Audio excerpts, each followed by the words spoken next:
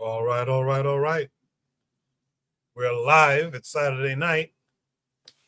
So, it's Saturday night Shoot the Breeze. I want to thank everyone who participated in last week's conversation. I want to thank everyone who's going to participate in this week's conversation, both the panel and the chat. I want to thank all of you for making the show what it is. Speaking of making the show what it is, you might have noticed on my community tab earlier this week, I posted about topics. Shoot the Breeze. Join the Discord. The link is in the description. Join the Discord. Navigate your way to the Shoot the Breeze channel within the Discord. Send me a DM if you don't know exactly what to do. I'm Koku on there as well. And post your topics. A variety of topics means we'll have a variety of conversations, and that's good. That's good to have. So make sure to join the Discord.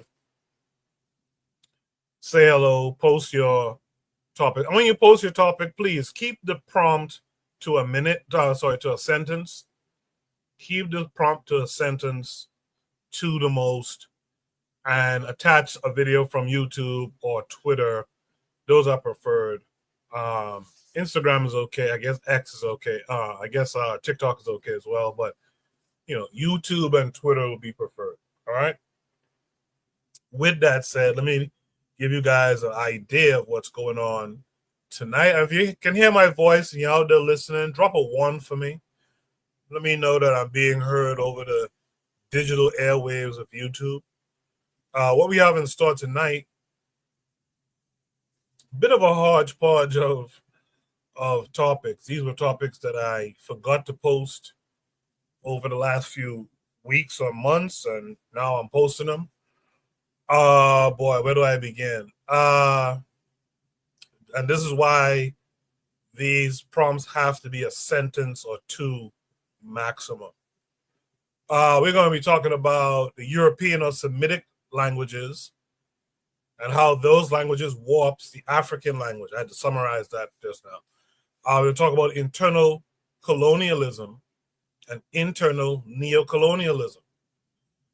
We're going to discuss we're going to discuss internal colonialism a little bit more via the tragedy of the Hurricane Katrina. We'll talk about that tonight. We're going to talk about solidarity being given to Palestinians. We'll talk about solidarity being given to Palestinians. Their solidarity comes from the grassroots of Arabs looking out for them. We're going to discuss socialists and communists and how they're either interracial daters or tolerant of interracial dating. So those are the topics we have tonight. Again, when you guys post your topics, make it a sentence, at most 2 sentences. It just makes it easier to title these things later on. All right, so that's what we have going on. Trigger Happy 262 is in the chat. Chat Crew Tory is out there as well. Thank you guys. Trigger, give me a 1. What we're going to do now is start the show officially. And on the other side, I will drop Shoot the Breeze topic number 1, as well as introduce any and all of the panelists. So stay tuned.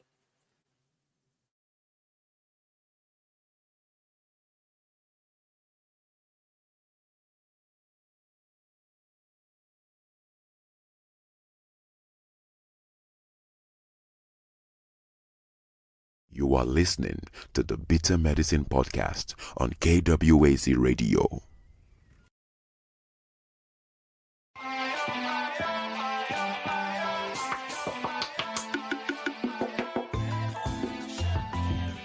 Welcome to the Bitter Medicine Podcast, where it's all about Black empowerment. Our show focuses on Black news and entertainment, arts, science, economics, history, people, and strategies that uplift, empower, and motivate Africans within the diaspora. And now your host, whose favorite color is black, Goku.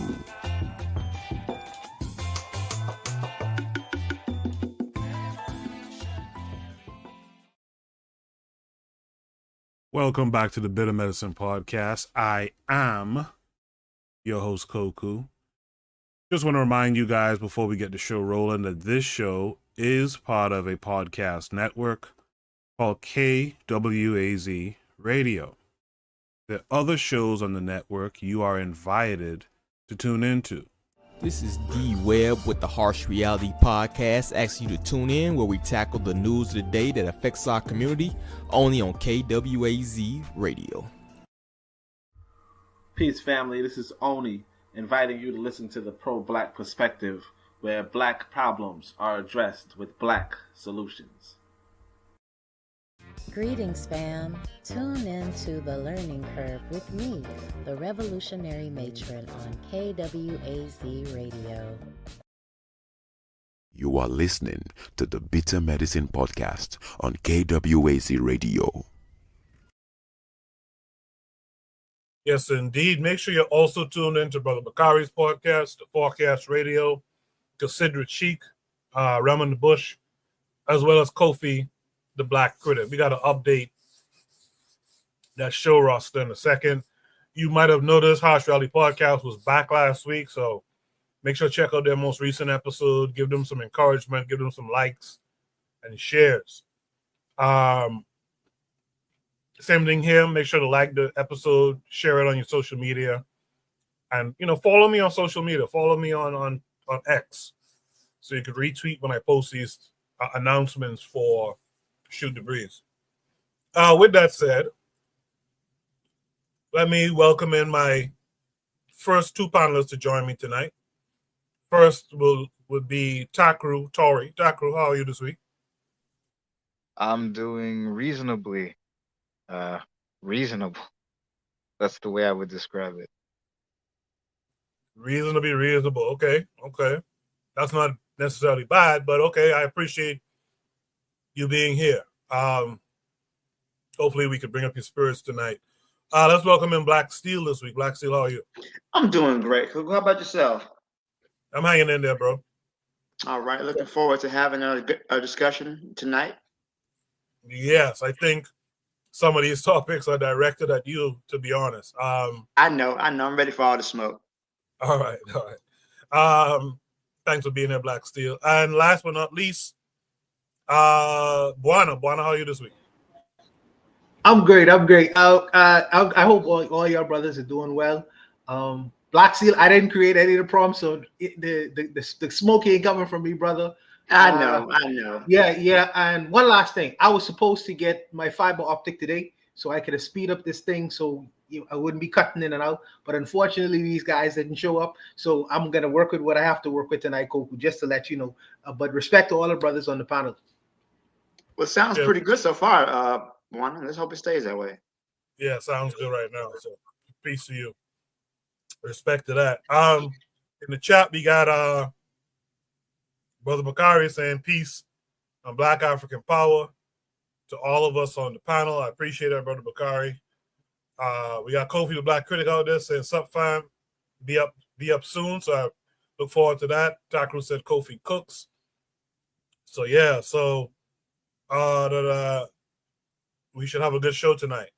Without further ado, I guess let me just drop Shoot the Breeze topic number one tonight.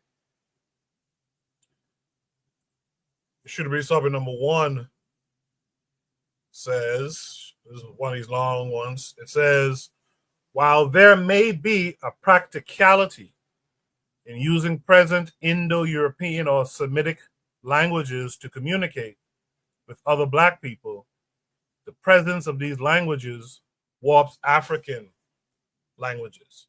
Of course, this came with a link that's going to take us to YouTube. And this video has Obadale Kamban in it.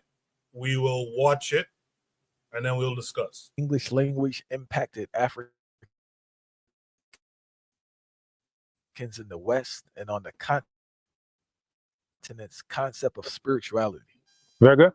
So, and even in terms of how the English language is actually rewiring people's brains, and I can speak to both in the United States, but then also to here on the continent, there's a certain grammatical structure in terms of how you would say something. So, for example, someone would say, madinkunim, which is to say, I've consumed a victory, right? That's to say I was victorious, I conquered. In English, you would say, mawene. In English, you would say, maya hot, right? Maya hot. In like this is what Tringlish. So they're using chi part of the sentence, then they're using English part of the sentence. But grammatically, they're structuring how they're saying something in the English language. Because in English, you would say, I am hot. So they're using chi for the first part to say maya, to say I have become, and then hot is just the English word. Well, in chi, you would have an entirely different grammatical structure. You would say ahufrodeme, which is to say steam has taken hold of me. Ahufrodeme. So it's not I am this thing. You say this thing that exists has taken hold of me. The same thing you would say awademe, that cold has taken hold of me. So in English, you would say I am cold. So a lot of Ghanaians, especially like in Accra, where Tringlish reigns supreme, they would say, oh, Maya cold. And they're just saying so it's like grammatically, their brains have been rewired to think about things, even when they think they're speaking Chi. So they have an entire conversation in Chi, but their way of conceiving how a grammatically structured sentence should be has been rewired to how English would say it. So again, so now let's come directly to your point in terms of spirituality. The first time known, I should say, that the word God was used was in a text called Codex Argentarius, referring to the Silver Book. So this is referring to, a Gothic translation into Germanic language of, the Bible, right? So basically they were looking at Germanic people's tribal deities, and they were saying what would best, match with the word, that they have for what would be referred to in other languages as Elohim or anything else. So here you're talking about somewhere around 1,500, 1,600 years ago. This is the first time that the word God appears anywhere in print or is known, at least as we can find it to this day, right? Now, when we're talking about Codex Argentarius, this is now basically what I refer to as the equal sign will kill our people, because they've taken a Germanic tribal deity and they're now saying that this Germanic tribal deity, unknown before 1,500 or 600 years ago, is the creator of everything that exists. Now, why is that problematic? It's problematic because you have people who are much older who are writing books such as our ancestors in classical Kemet, who had their own concept of a supreme being. And typically, to be a supreme being, to be a creator or any creator, it means that there has to be a masculine aspect and a feminine aspect, right? For you to create life, every human being who has children at least knows this, or who has ever been a child knows this, because they know they had a father and a mother. So our way of conceiving of this concept of what we now refer to as spirituality was very scientific, in the sense that everyone knows that this is the order as it exists now, and this is the order as it's always been. So you find this in, for example, in and that's what we call Amin and Aminet. That's masculine and feminine hiddenness. You had Nun and Naunet. That's masculine and feminine wetness. You had Kek and Keket. That's masculine and feminine darkness. You had He and Hehet. That's masculine and feminine infiniteness. Now, what are they talking about? They're saying that in the beginning, everything that existed was hidden, it was wet, it was dark, and it was infinite. They're basically describing the womb, right? They're literally telling you that if you understand procreation, then you understand creation. If you understand creation, then you understand procreation. So they're telling you something that is very, very evident. It's self-evident that you know that here you start off with a womb, and then in the creation story, it talks about a mound of soil that came up into the womb, which of course represents phallus. So again, they're going from the known to the unknown. They're going from procreation to creation, and vice versa. They're going from creation to procreation. If you understand one, then you can understand the other one. So just to that point, now what happens when they tell you that Amin, Aminet, Nun, Naunet, Ket, Keket, He, He, Het equals this imaginary white boy called God? Here's a white man with a beard who's sitting on a cloud somewhere. with a magic wand zapping things into existence by himself. Have you ever seen a man create life by himself? Have you ever seen a man just come out of a forest somewhere with a baby saying, yeah, I just gave birth, I'm so happy? No, that doesn't happen.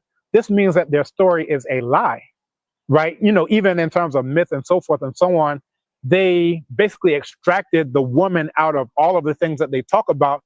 Of course, we know that the Greeks studied in Kemet, but it tells you something about what goes on. They ingested something, but a lot went on in the stomach acid of the Greeks, to the point that when they vomited up, it's no longer what it was before in terms of, and this wasn't just there. You can find the same thing in Ilnu, which is what the Greeks call Heliopolis, because you start off with Atum that has masculine and feminine aspects, and then from Atum comes Shu, masculine, Tef, Nut, feminine. From there, you know, you have Geb and Nut, masculine and feminine once again. You have Asar, Set, masculine and feminine once again. You have Setech and Nebet Hut, which again, masculine and feminine. So this is what the Greeks came to study, but when they go back, you know, they're going to Kronos, they're going to, you know, Zeus, they're going into their supreme God is always going to be a man, because in their worldview, which deals with diametric opposites, one thing is good and the opposite has to be evil. That's why even in their religions to this day, God is good and then God is counterposed by a devil that's evil. That idea of a devil is entirely foreign to all concepts of Black, what we would call spirituality. The idea is that if the supreme being is omnipresent, that means that if something called a devil existed, the supreme being exists inside of that thing that you're calling a devil. It doesn't make any sense whatsoever. The idea is, again, going from this idea of masculine and feminine.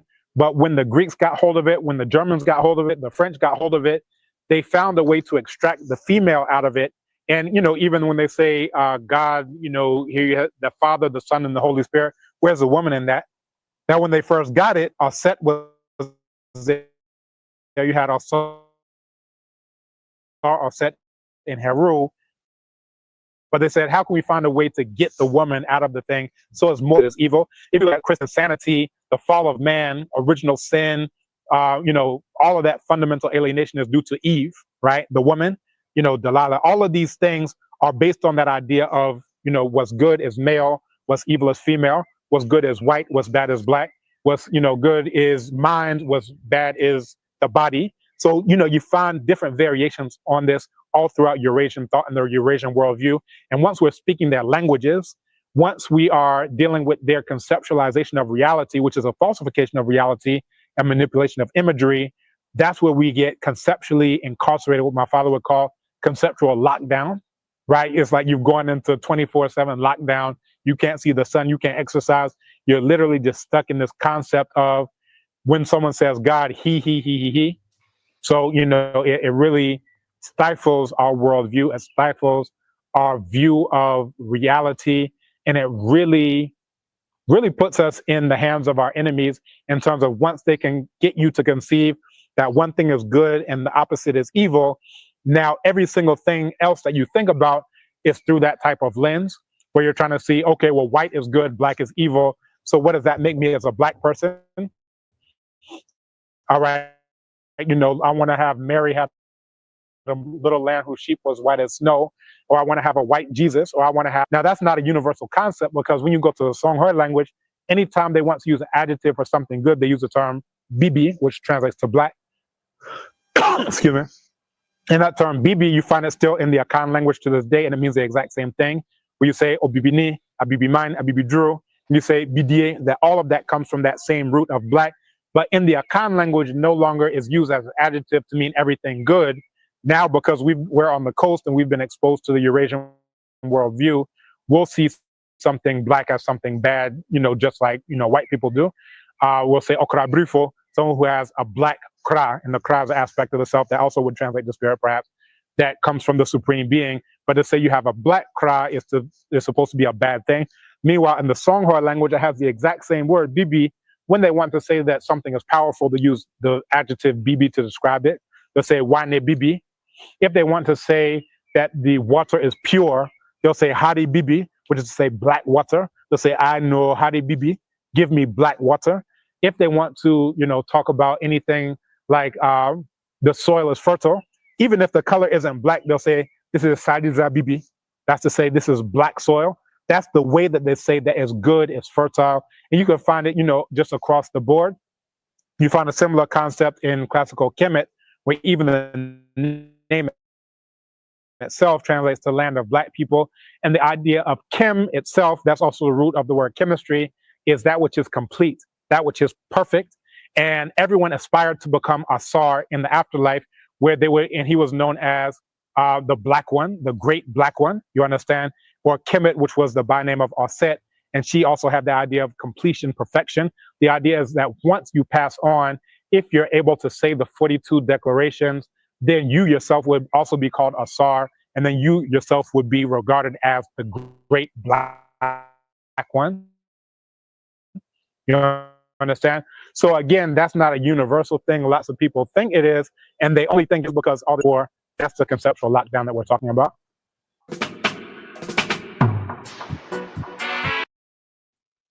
I have to try to cut that music quick, because that channel always gives me a strike for that music. Yeah, interesting conversation. It's funny. He Obadle in the beginning was talking about how the language is formed in Africa. It's interesting. In the Caribbean, you could find, even though English might be used, you could find that the language is structured something similar as well.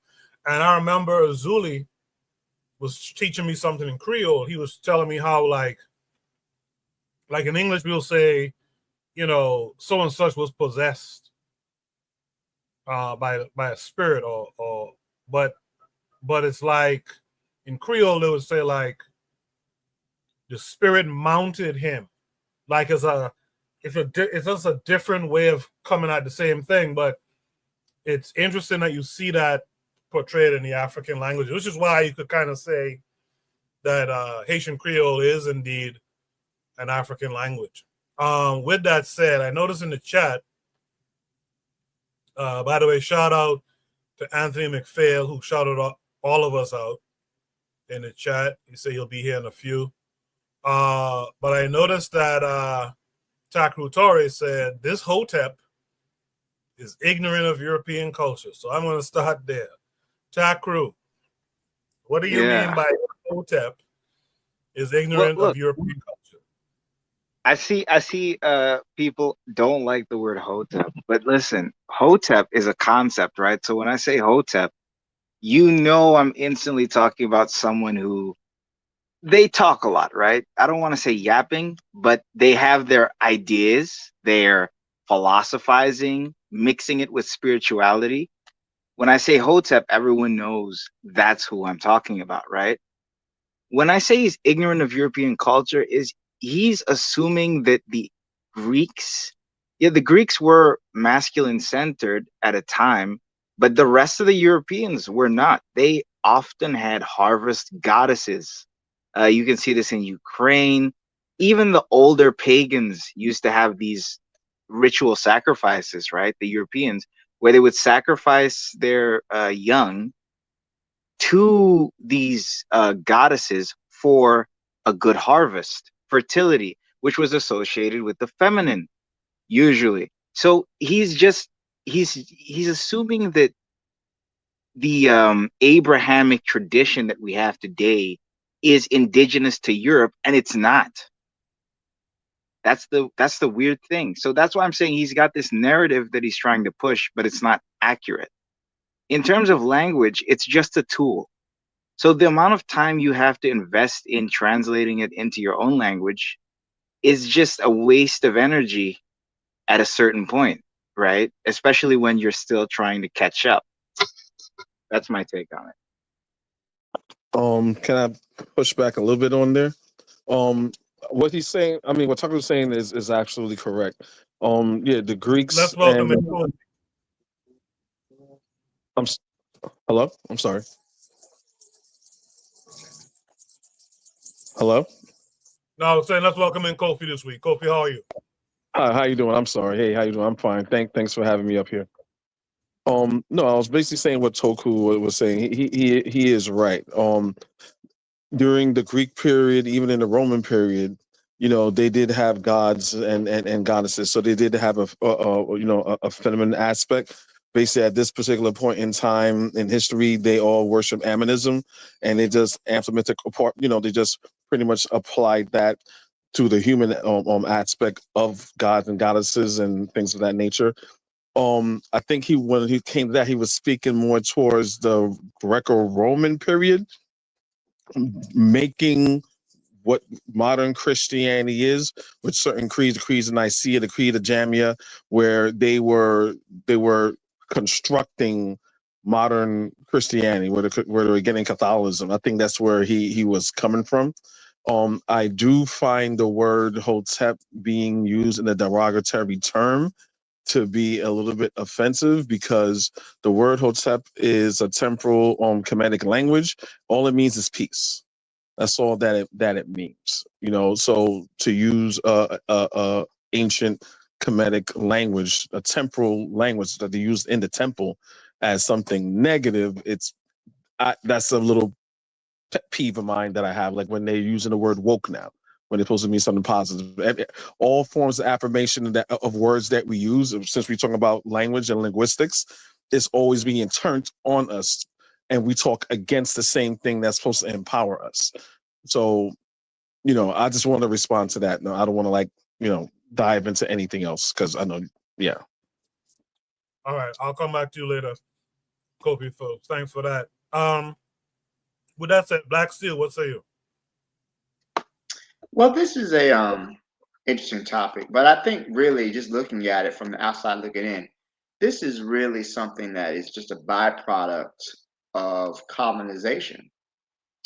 And African people have been colonized, both physically and mentally. So I think that this is just overall what happens when your people are colonized. And then there's a term called, they have some languages that are extinct, right? So you have extinct languages, you have endangered languages. We had a discussion here about there was a Khoisan language that had been reduced to only 2 speakers. Here in the United States, we have some Native American languages that only have about 20 speakers. We have languages that are now extinct. There are no living speakers of the language. So I think this is really just an offshoot of just the colonialism. And most of the world's population speaks 5 languages: English, Spanish, Arabic, Mandarin Chinese, and Hindi in India, right? So the number of languages that become extinct or endangered increases every year. And with that, we also lose not just the language, but the way these people thought, their conception of reality. And I think this is part of the issue, what he's speaking about, is that the fact that, the way when you have a language, it really changes your conception of the world. Which is frustrating, because when we talk about this, understand that 95% of Africa is either Christian or Muslim. How do you come back from that when you have such a large population of people? And it's what's disturbing to me is that the people who introduce these religions to us, these languages to us, they're becoming less and less religious every day. Europe is probably the population, people go to church in Europe, England, and France, and Great Britain, is actually steadily decreasing over time.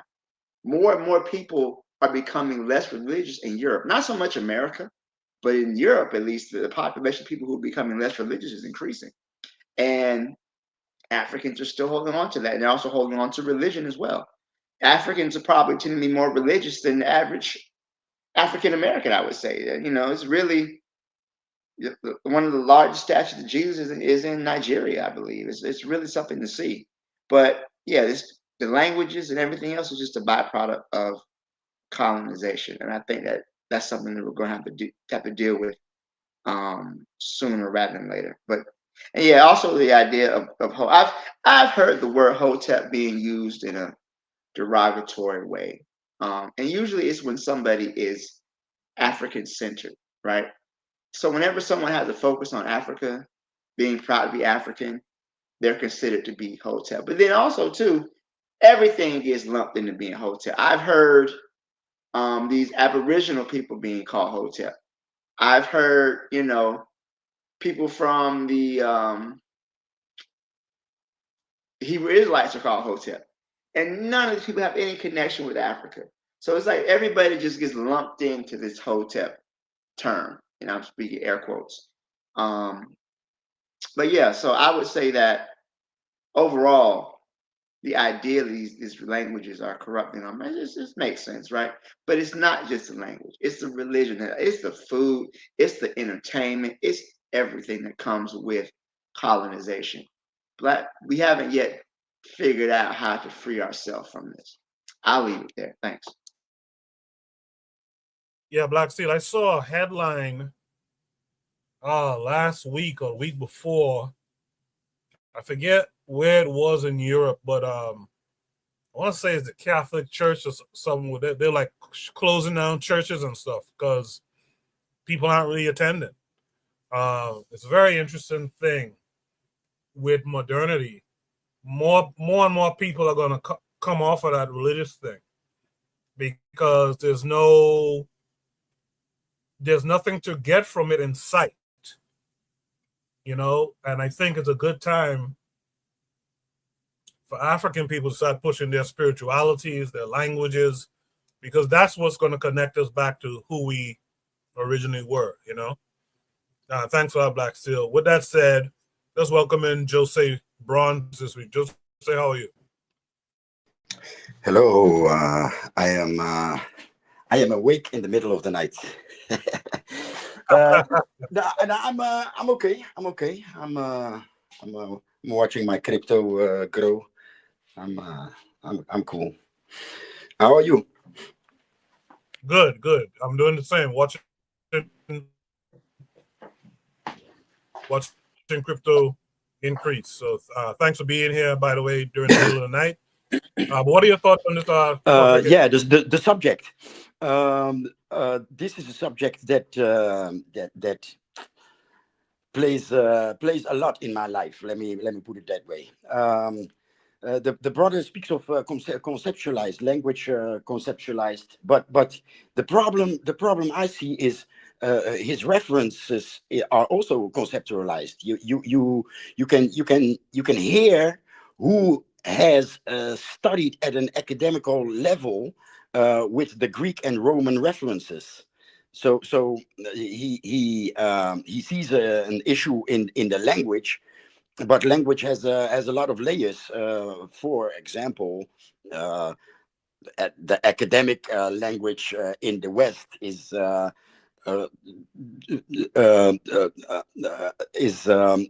fundament of the academic language in the West is full of Greek and Roman references. So I thought that was funny. But what I also thought was funny or interesting was his alternative, let me use that word but I don't agree with that word, because Christianity is actually the shit that we call religion is pulled out of the something that I tend to see also. I also tend to see in the Bible. So I think it's problematic to call Christianity and those religions Western or South Asian, etc. Because I still believe as we were the original people, language comes from us, but also philosophy, right? I assume that language took form while philosophizing, while discussing it, just like back in the day. I'm told that universities / temples, what would happen there was people used to discuss with each other and by that way grow intellectually, or even find scientific or mathematical solutions. But anyway, what the reference that he had in the beginning, darkness, wet, in the womb. Yes, I found that metaphor also in Genesis, but I found also other layers And the way I found it is to look at it, and I mean looking at, not with the eyes but with the mind. If you look at it, by looking at it with my mother tongue as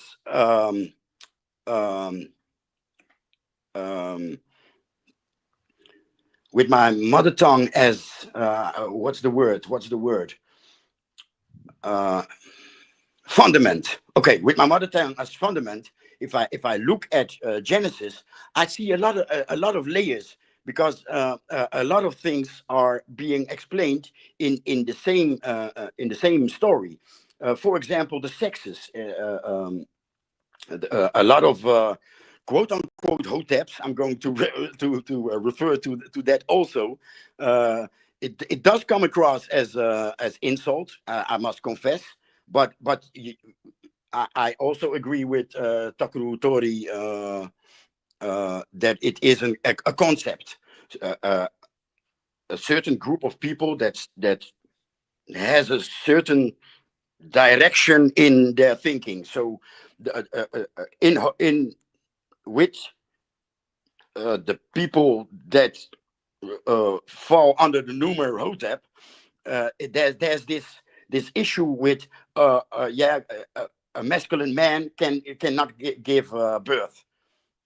Well, what I tend to see in one of the layers that I tend to see in Genesis is that Adam is a people, it's a generation, quote unquote, and Eve is another generation. So a thought. So Adam is in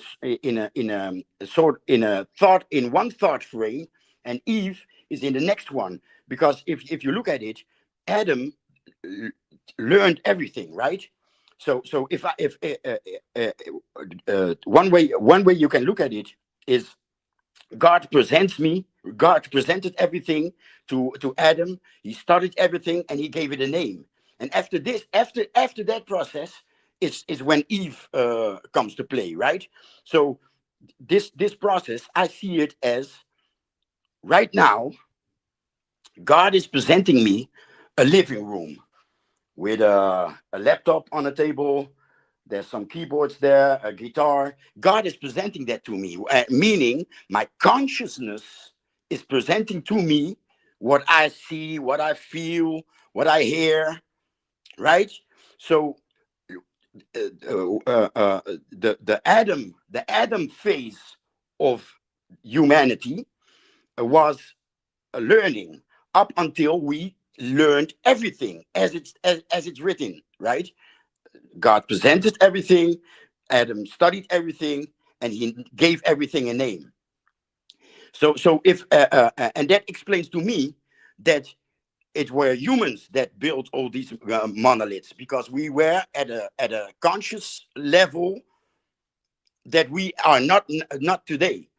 So what happened when you know everything? Maybe arrogance comes to play, right? So even in our language,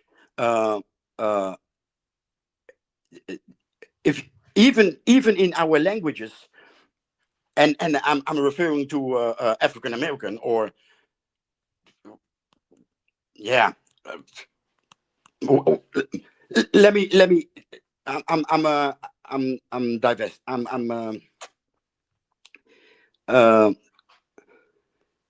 Like the concept of Adam and Eve is not a man and a woman in my view. So let me just give it raw. I want to explain too much, but even today we say real nigga and bitch nigga, right? So let me use that as reference. So Adam is the real nigga. No bullshit, no arrogance, just what's being presented. Take it as it is, study it, and give it a name. As soon as something has a name, it starts to live in your consciousness. It exists, right? And so when you have a people that know everything, they're going to play, right? They're going to um, test reality and stuff like that. So what's that? That's another type of person, right? You got the real one in truth, and then you have the fabricated one, and that's the quote unquote bitch nigger. And again, there is a feminine. There's a feminine reference in a female dark, right, bitch. But still, it doesn't mean a woman or a man. It is not the difference between sexes, but it's the difference between behavior, right? So the moment that the way that it's symbolized is Eve is argumentative. Adam took it like it was. That's the tree of knowledge, and that's the tree of knowledge. And the fruits, you don't touch them. He took it as it was presented to him. The next level, or the lower frequency human, wants to test reality. So Eve, I refer to Eve as he becomes argumentative. Okay, reality is this, but yes, but. So it's the difference between real people and the yes, but people. Real niggas, quote unquote, and bitch niggas. I'm taking too long on this subject, but what helped me, and maybe that's a tip. If you read the Bible, after every sentence, use the following word, the following sentence. You know what I'm saying? Because you know what I'm saying when a conversation is kind of fuzzy, you use you know what I'm saying to check if you're connecting, if the person that you're talking to, if he is following what you're saying. So if you use that concept, you know what I'm saying, and you read Genesis, it will open your mind. At least it opened my mind. Anyway, language is a hobby, and language to me is a hobby. I'm not academic, so I don't have the references and the names of stuff, but I tend to see some kind of mathematic. There's a sub layer in language that I tend to see, and I hope I communicated some of it. Thank you. Thank you for that, Jose. Again, the topic is about how the European or Semitic languages that Black people use to communicate with, instead of using an African language, something that's more in line with who we are. We're talking about how that can warp your brain. And I do think that there's something to that. I think the biggest problem we have, I forgot who said it best, but we are, maybe it was Amos Wilson, we are out of our African mind. And I May I add some? think one of the things we got to get to, if we want to fix ourselves, we got to get close in African. May I add quickly. something short? Yeah. Quickly. So we think Yes, we Jose, lost quickly. our language, and I think we did not. Maybe the words we use are have a Portuguese reference, an English reference, or maybe we even speak our original language. But let me not go that deep. But the fundament of our languages survived. The fundament, I believe, the fundament of our languages survived, and maybe Takru Tori can acknowledge. We speak of bastardized, right? I speak bastardized Portuguese, supposedly, but the Netherlands, there's a thing in the Netherlands, because there's a Hispanic-ish language in Dutch colonies, and that's the Dutch Antilles. Why is there not a bastardized Dutch version? Because the Dutch were into slavery since get-go. Why is there not a bastardized Dutch version? So, yeah, I'm gonna leave it at that.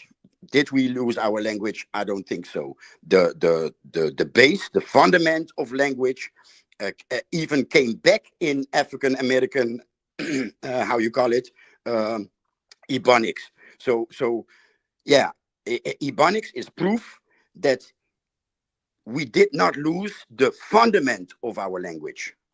I'll keep it at that.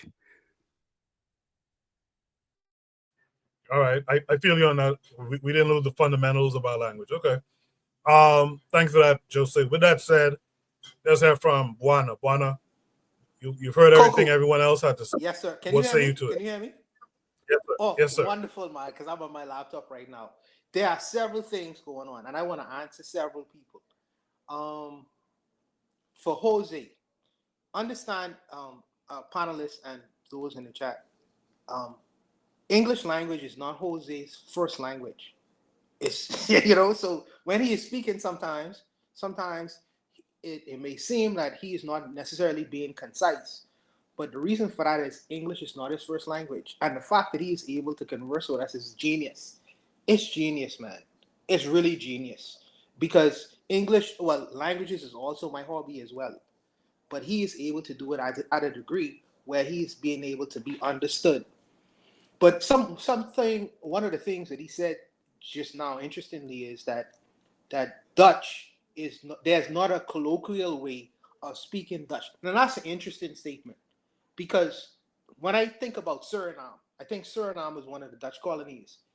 Suriname, the Surinamese either speak Dutch or they speak another kind of language. I don't know.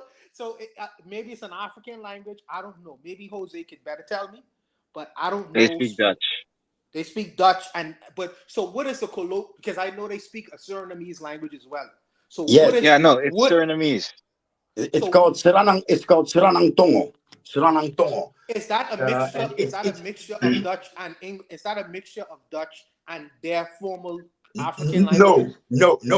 It has Spanish in it. It has English in it. To me, it sounds like Gula Geechee. To me, it sounds like Gula Geechee. 100%. They claim it's about 50-50 between Dutch, English, and Portuguese, or something like that. However, the language is a bit heavily African. So modern Surinamese that you get in the last decades is very simplified. So we use a lot of loan words, but the older one is a lot closer to Cromanti or Kumanti. Yes, so because yes, yeah, this is Taku talking, right? Yeah. Okay, because I am knowing that the Surinamese have an interesting history, because there were Surinamese who actually lived away from, they were runaways, so they actually had the ability to speak their own languages. So there are even runaways that sound like Cape Verdean. Okay, so now I'm thinking to myself, if there is a mixture of Spanish, English, and Dutch, there has to be Africanisms in that Surinamese language as well. No, Surinamese is an African language, but yes, and not Spanish, by the way. Portuguese. The Spanish were kicked out by the natives. What you're saying, I'm going to let you speak, but what you're saying about the Maroons, I actually spoke to a Maroon politician, or Bushland Creole. They use their original African language for trade.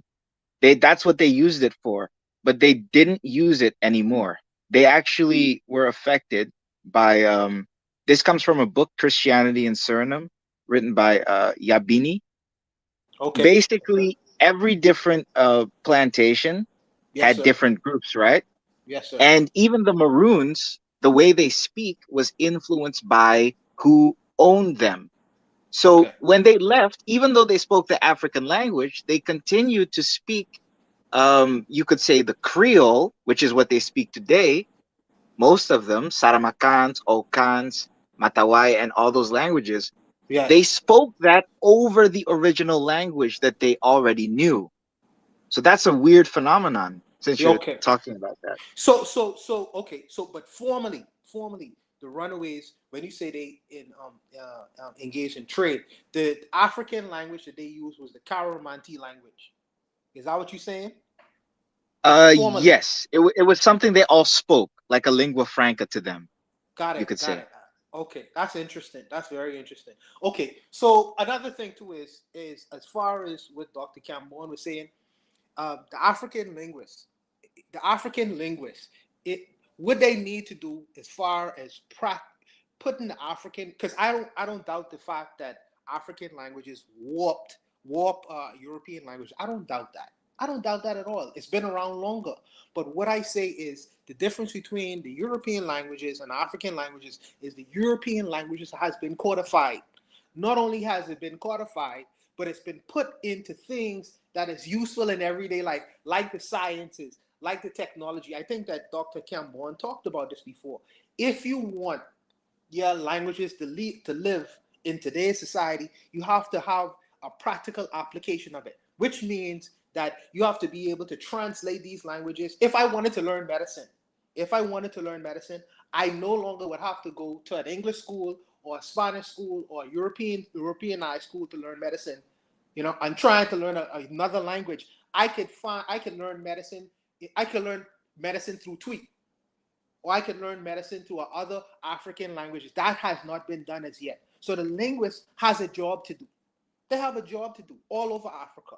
If you want the thing to have a practical application, you have to put it in the sciences. You have to put it in the technology. He talked about it before. What is the word for computer in Tweet? What is the word for network in Tweet?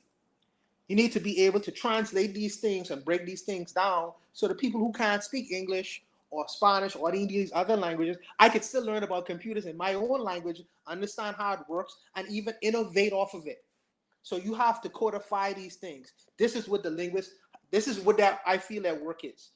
Brothers like Obadele Cambon, brothers like Kamji Verse, Takru sounds like he's a little bit fluent in the languages as well. This is the work of the linguists to be able to translate these things and break it down into the sciences and the technology so that it'll have practical application, even in religion, if you want to do it that way. Because I'm not a religionist. But even if you want to put it in a religionist, so people could be able to not only understand what's going on globally, but be able to innovate off of what's already before them. So that's my state, that's my spiel. I'll leave it there, brothers. Okay, so before I throw it to any last comments, let me just ask Takru and them this question. Where does the language Papiamento fall in terms of being like a Dutch offshoot language? Do folks in Suriname speak Papiamento? I think Jose can answer that.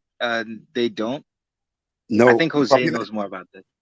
Papiamento is more like Cape Verdean leaning to Spanish, or maybe Cape Verdean is Papiamento leaning to Portuguese. But in the Cape Verde Islands, we have two quote unquote dialects. And unfortunately, I am of the other dialect, but the dialect that I don't speak, and I have to listen very closely to follow it. They can speak one-on-one with people from the Dutch Antilles. Papiamento and Badiou. I speak Sampajout. I speak Sampajout, and the other dialect is Badiou. And Badiou can speak one-on-one fluently with Papiamento speaking people. And that's and to me, as a Cape Verdean, that's very funny. Why that's where my question comes from. So why is there not a bastardized Dutch version, right? And Takrutoru, I thought you were Suriname because your name is Suriname. Do you know what it means? I am Surinamese. I am. All right. Okay. Yeah, So I neighbors. wanna share some with you. So the general thought about Suriname language is that it has a Ghanaian reference, right? But I frequent Senegal a lot, and the Elmina the Elmina of Senegal is on an island called Gorée. And I assume you also went to school in the Netherlands, so you know what Gorée is, right? Gorée is one of the islands of South Holland, Zealand, right? So No, I didn't study in the Netherlands. oh, okay. Well, it's an island. It's one of the islands, Gorée Overflakkee.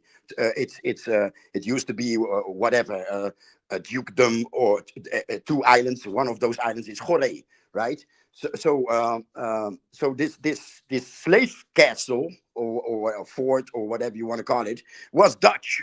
The Dutch were taking Africans from there to sell them all over the globe. And I believe there's a lot because when I was younger, my best friend was Suriname, and I ate a lot with his family, and I have eaten plates. For example, the national plate of Senegal. It makes me think about the rice plate that I ate with him.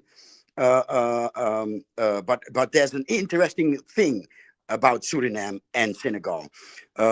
My baby moms is part Jola, and Jola, when they greet, they say Kokubo, how are you doing, Kokubo, and then the person answers, and the follow-up question is Katibo, right? Katibo, and Katibo is how are your people? Slavery. You know, so Katibo. Oh, really? Yes, Katibo in Suriname is plantation, right? Yeah, slavery. It literally Slavery means and slave plantation. bondage. So what I assume is that Dutch people took Jola from what now is called Senegal, but they are in several countries. You know how it works with those lines that that Europeans drew. But anyway, I met them in Senegal. And so the Dutch took Jola. This is my assumption. The Dutch took Jola. Jola arrived, and like many refugees, some Jola fled into the woods, and that's why those languages. You know, Suriname to me is a treasure. But anyway, let me finish this one. The Jola fled into the woods, and they spoke of the plantation. Katibo, your people, our people, right? So in the ages, nowadays it's slavery or the plantation, but it's, in my opinion, it's people that run into freedom and that refer to their people that are still on the plantation. Katibo. This is a new level, man. This is you dropping gems on me. Okay. Let me the last one because this is just the first item. One more, right? Do you know what far away? There's a word. Yeah, very short. Very short. There's a word for far away / never coming back. Do you know what that is? Surina. In Surinamese? No, in Wolof. In Wolof. So that's another tribe. But anyway, in their language, a far away place or never coming back is Surina. Huh. Think about it. Okay. But anyway, next subject. I gotta look into this. Next subject. Yeah. Can I go real quick? Because I kind of want to speak to the prompt. Yeah. What we'll do now is actually speak to the prompt, but we gotta be brief. Okay. Because we spent a lot of time on that topic. So right, Kofi, and then whoever else wants to just jump in right after. Kofi, go ahead. All right. Oh, yeah. Just to piggyback on what Black Steel said and want to touch on it a little bit.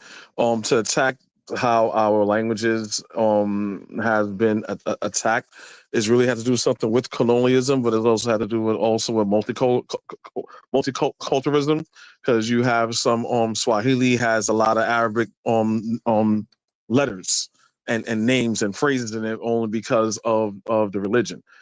To really combat that is a little bit difficult, especially when he was talking about the religious standpoint of it. only people that would be really interested in retaining their language, right? And it will be usually mostly continental Africans or Pan Africans that want to retain that language, where that will be successful. Where we have to get rid of certain words and reinforce old words that are pretty much are going to die, because we all do understand that. So from a religious standpoint, that's why he was using religion. And while I was listening to Dr. Clark, and I like this whole linguistical topic, and it really gives you a bigger world view of how we have to live language when we're interchanging with other people. So I was listening to a Dr. Clark lecture years ago, and he's like, you being in America, you don't understand, you see things so different. And he's like, you go over there, go over to Africa, the culture is different, right? The system, society is different, right? He said there's no translatable word for old folks home because no one throws away grandma and grandpa. There's no such word for orphanage because nobody throws away their kids. So, and even when you listen to Spanish, there's certain words that don't translate Spanish, which pointing back to Buana's term. You could pick up certain words because there's no translative word for that word. Whatever the word is originally, we're going to keep that word. So if you're in IT and technology, a hard drive is going to be a hard drive, a switch is going to be a switch, and so on and so forth. A drive is going to be a drive. There's no transliterative word for that. And when it comes to religion, also, years ago, I was listening to Ray Hagan. The devious thing about when Europeans go into these black and brown spaces and they want to convert people. There was this the people they were telling these Palenque people, I think I called the Palenque people, I think it was some South Americans, and they were telling them about Jesus and this, that, and the other, and they had a person that was translating, and they were telling them about the Adam Eve story. Yeah, so Eve at the apple, Adam eats the apple, then sin. Like, what's sin? And they told them what sin was because there was no word translated word for sin. And it's like, that makes no sense. So you're saying a baby that's born is born into sin and it takes on the sin of its parents. Yes, that makes no sense. And they were losing them. And they were saying, well, okay, they made a Palenque Bible. And the Palenque Bible, the people that was like crucified, they made them the Romans or the people that was behind Pontius Pilate that crucified Jesus. So all of a sudden it's like, yeah, we were the ones. Yes, you were the ones. And they believe these white people. And all of a sudden, now they're guilty. Now they can adopt that sin because white people sold them something that within their culture that made no sense. So it was rejected. But once they implement them in a culture and gave them that guilt, they were able to do that. So now they're adopting the culture, and they adopted the bastardization of certain languages and ideologies within their culture. Landing my plane here. Basically, when it comes to this, like I said in the beginning, we have to divorce ourselves with certain customs. We have to divorce ourselves with Western culture. We have to divorce ourselves with religion, with Christian religion, with Islam, all the Abrahamic religions, because it undermines us. Because our enemy could easily come to you in Muslim brotherhood, in Christian brotherhood, and that's how look. The Europeans don't have a big playbook. They use the same thing over and over again. Why? Because it works. They don't have to do anything different. So language, going back to what Black said, language is basically a colonial attack, and I think that's the only way where we could attack it is pretty much just reverting back to who we were. That's pretty much it. Well said. Anyone else want to add some last thoughts here? Well, one thing, when you say revert, Right. you really mean regress, right? Because we are regressing in a sense. Yeah. Yes. Wait, why is it regressing? Because we're going back, right? And it's really interesting because we're talking about progressing and regressing at the same time, like a paradoxical thing in a way.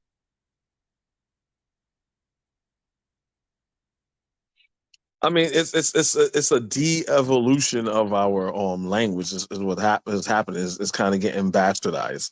So like when people say like, oh, why are Black people saying that Christianity is a white man's religion? Look, there were Christians before Constantine. Yeah, but the Coptic Church is a total different type of Christianity than Roman Catholicism. You see what I'm trying to say? So it's basically a bastardization of what we need to do, because again, like Swahili, there's a lot of Arabic words in it, and people that is recognized. That's only due to the so-called cultural fusion, just to keep a GP of that. So people are going to have to use those words, because you have people in that culture that are Muslim.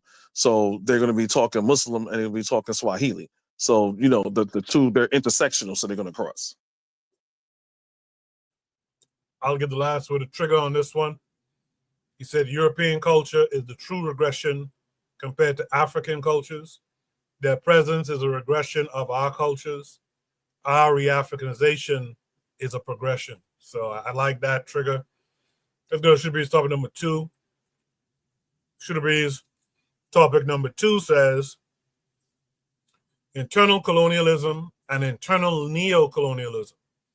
Would you agree that this is the major contradiction of Black people in settler colonial situations, or is there a better description? This came with 3 images. Let me grab those for you.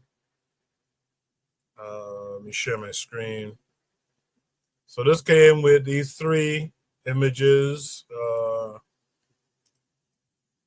This first one reads, led by such organizations as the Ford Foundation, the Urban Coalition, and National Alliance Businessmen, the corporatists are attempting with considerable success to co-opt the Black Power movement. Their strategy is to equate Black power with Black capitalism. The next image says, the foundation is deeply involved in financing and influencing almost all major protest groups, including CORE, SCLC, the National Urban League, and the NAACP, working directly or indirectly through these organizations, as well as other national and local groups.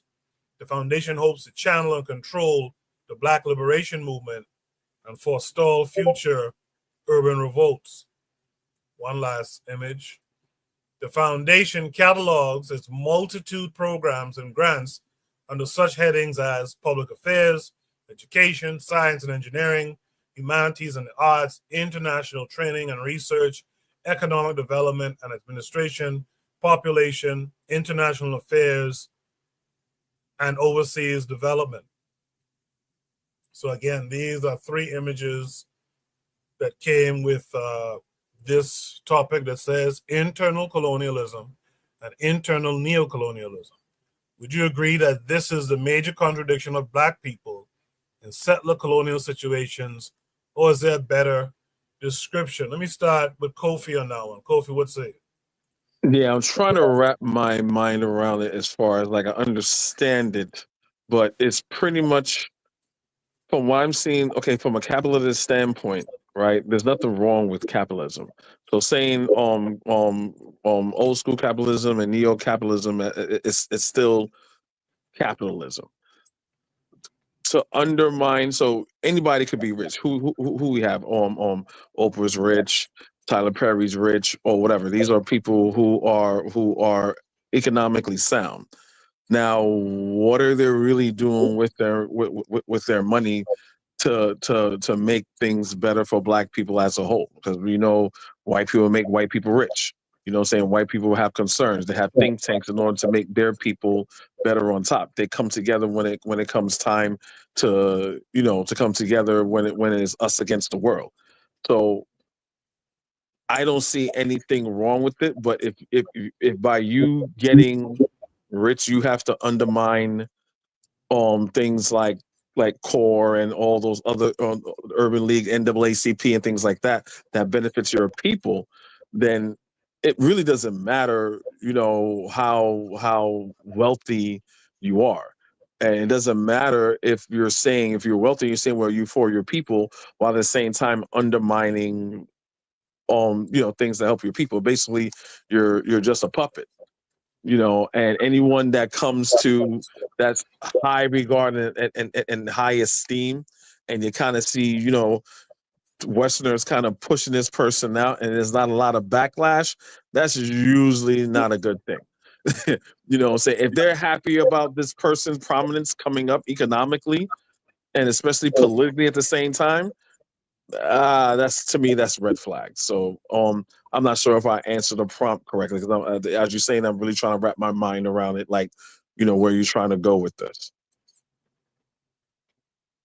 So apparently, there was some other attachments that I missed.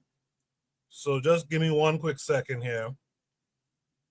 All right, cool. So I mean, because you could have someone like, he wasn't rich. You could have someone like a Patrice Lumumba, right? But look what it did to him. It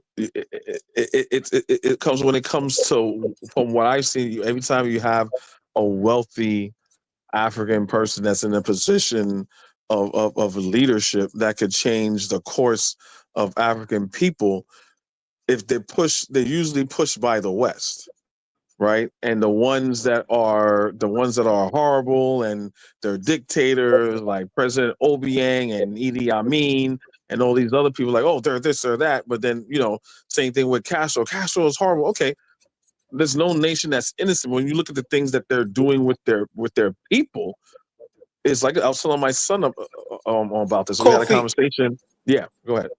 Kofi, what you trying to point out? Let me assist you for a minute. Let me be Scottie Pippen to Michael Jordan. You remember Forbes Burnham? Forbes Burnham was the president of Guyana. Forbes Burnham said at his time and during his time, we want to be in a free country, independent country for Guyana. And even though that Forbes Burnham had a free so-called brought independence to Guyana, what they did is when you see the laws of Guyana, it's still British based. A British colony, yeah. British based. You're still wearing the robes. You're still wearing the wigs. You're still functioning. You're still functioning under the Westminster system. So on the face of it, you could say that we're an independent country, but in fact, everything that you're doing is a form and fashion under the Westminster system in England. It's the same thing. It's the same thing. Let me be careful with this. It's the same thing when some of our brothers and sisters in the United States as well. This is another example. Let me use a Bahamian example. In the Bahamas, he had Lyndon Pinland. Lyndon Pinland was a well-trained British lawyer, trained in England. Say he wanted to free the country. When he freed the country, the rules of the Westminster system stayed in place. Parliamentary democracy. Parliament from where? The parliament from the United Kingdom. So if you're still functioning, under the system, the same old colonial system. But this is the thing. That is very true. Same thing goes to South Africa and other African nations. You got these jet black people wearing these white powder wigs looking like George Washington. The thing is, and that's why we're in a very unique position. We're 3-4 generations removed from our natural system of governance. So if you go abroad and you get all this education, you get all this other stuff to liberate your people, and what type of government system, what would you implement? You have to start something from the ground up. That's a beautiful question. So they always go back to what they know. They don't know anything else. Yes, sir. Yes, sir. And you know what? Let me tell you something. There are men who thought about these things too, Mark. I would suggest a thorough reading of Marcus Mosiah Garvey, because some of these things have been worked out already. The Marxists, there are some Marxists who want a political system in the format of Russia. We don't want to go Russia way. We don't want to go into real Russia. We have to sit down. We have to sit down and realize first and foremost that we are African people. I am not a subject of the United Kingdom. You know what I mean? I was brought as a hostage. I was brought as an African hostage. So how did we govern our system? How do we govern our systems and formats? What is conducive for African people? Let me tell you what's happening right now, Kofi. They've brought in a British in Jamaica right now. They've brought in a police officer, like a high-ranking police officer, to deal with the crimes in Jamaica, right? To deal with the crimes in Jamaica. Now, he wasn't successful because he doesn't understand how the African mind in Jamaica works. He believes, okay, You know, I know how things function in the UK. So let me bring that belief in policing people into Jamaica. It's not gonna work. You are trying to put a European clothing on African bodies. It doesn't look right. It's not gonna fit right. You're not gonna, you know what I mean? It's not applicable. And this is why a lot of these so-called African countries are failing. Because they are trying to put a Europeanized suit on an Africanized a bunch of people. It doesn't work well. It's like what the first prompt is about language. If you keep incorporating foreign things into your traditional ways of life, it's not going to function. It's going to be you're taking something that's dysfunctional and you're making it a part of you that was never really a part of you. Speaking to this one, I think it should be something from what I've seen. When we studied, we had a democratic way of doing things. You know, there was obviously some things of a monarchy, but you really can't run a monarchy right now in this day and age. So we should have our own form of a democratic system. Elders that as well. too. We used to refer to the idea of eldership. Yes.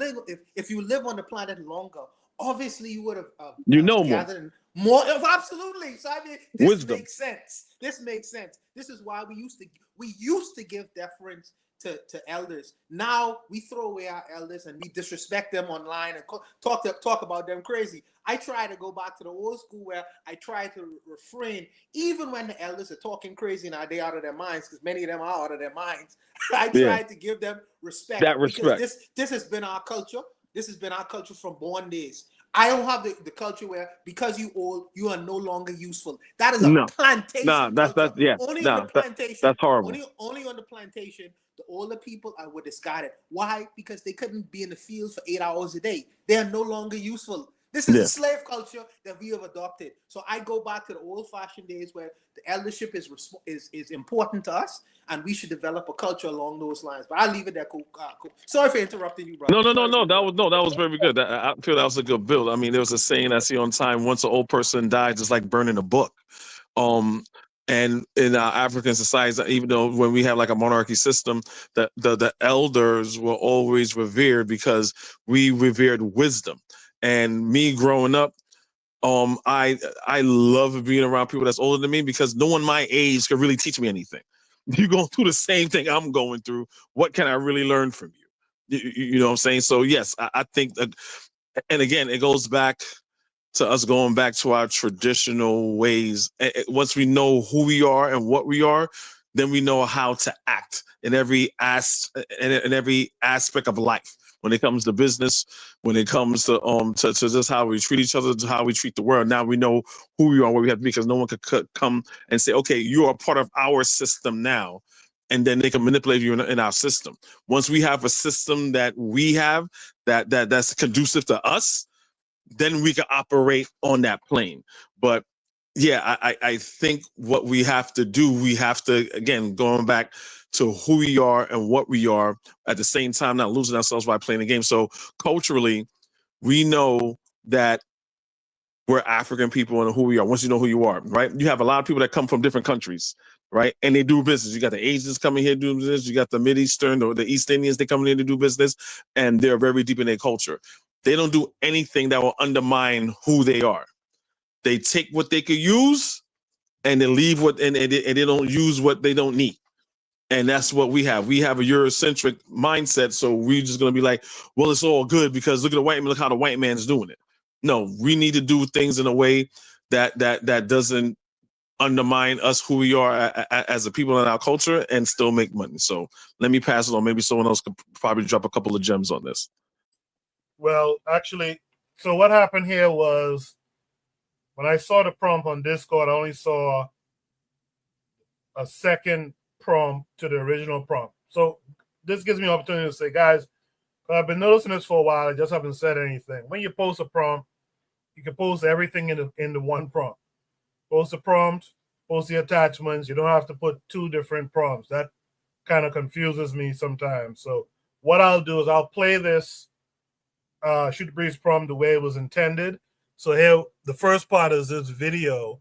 We'll watch it and then I'll share the other attachments, including those images I showed a second ago.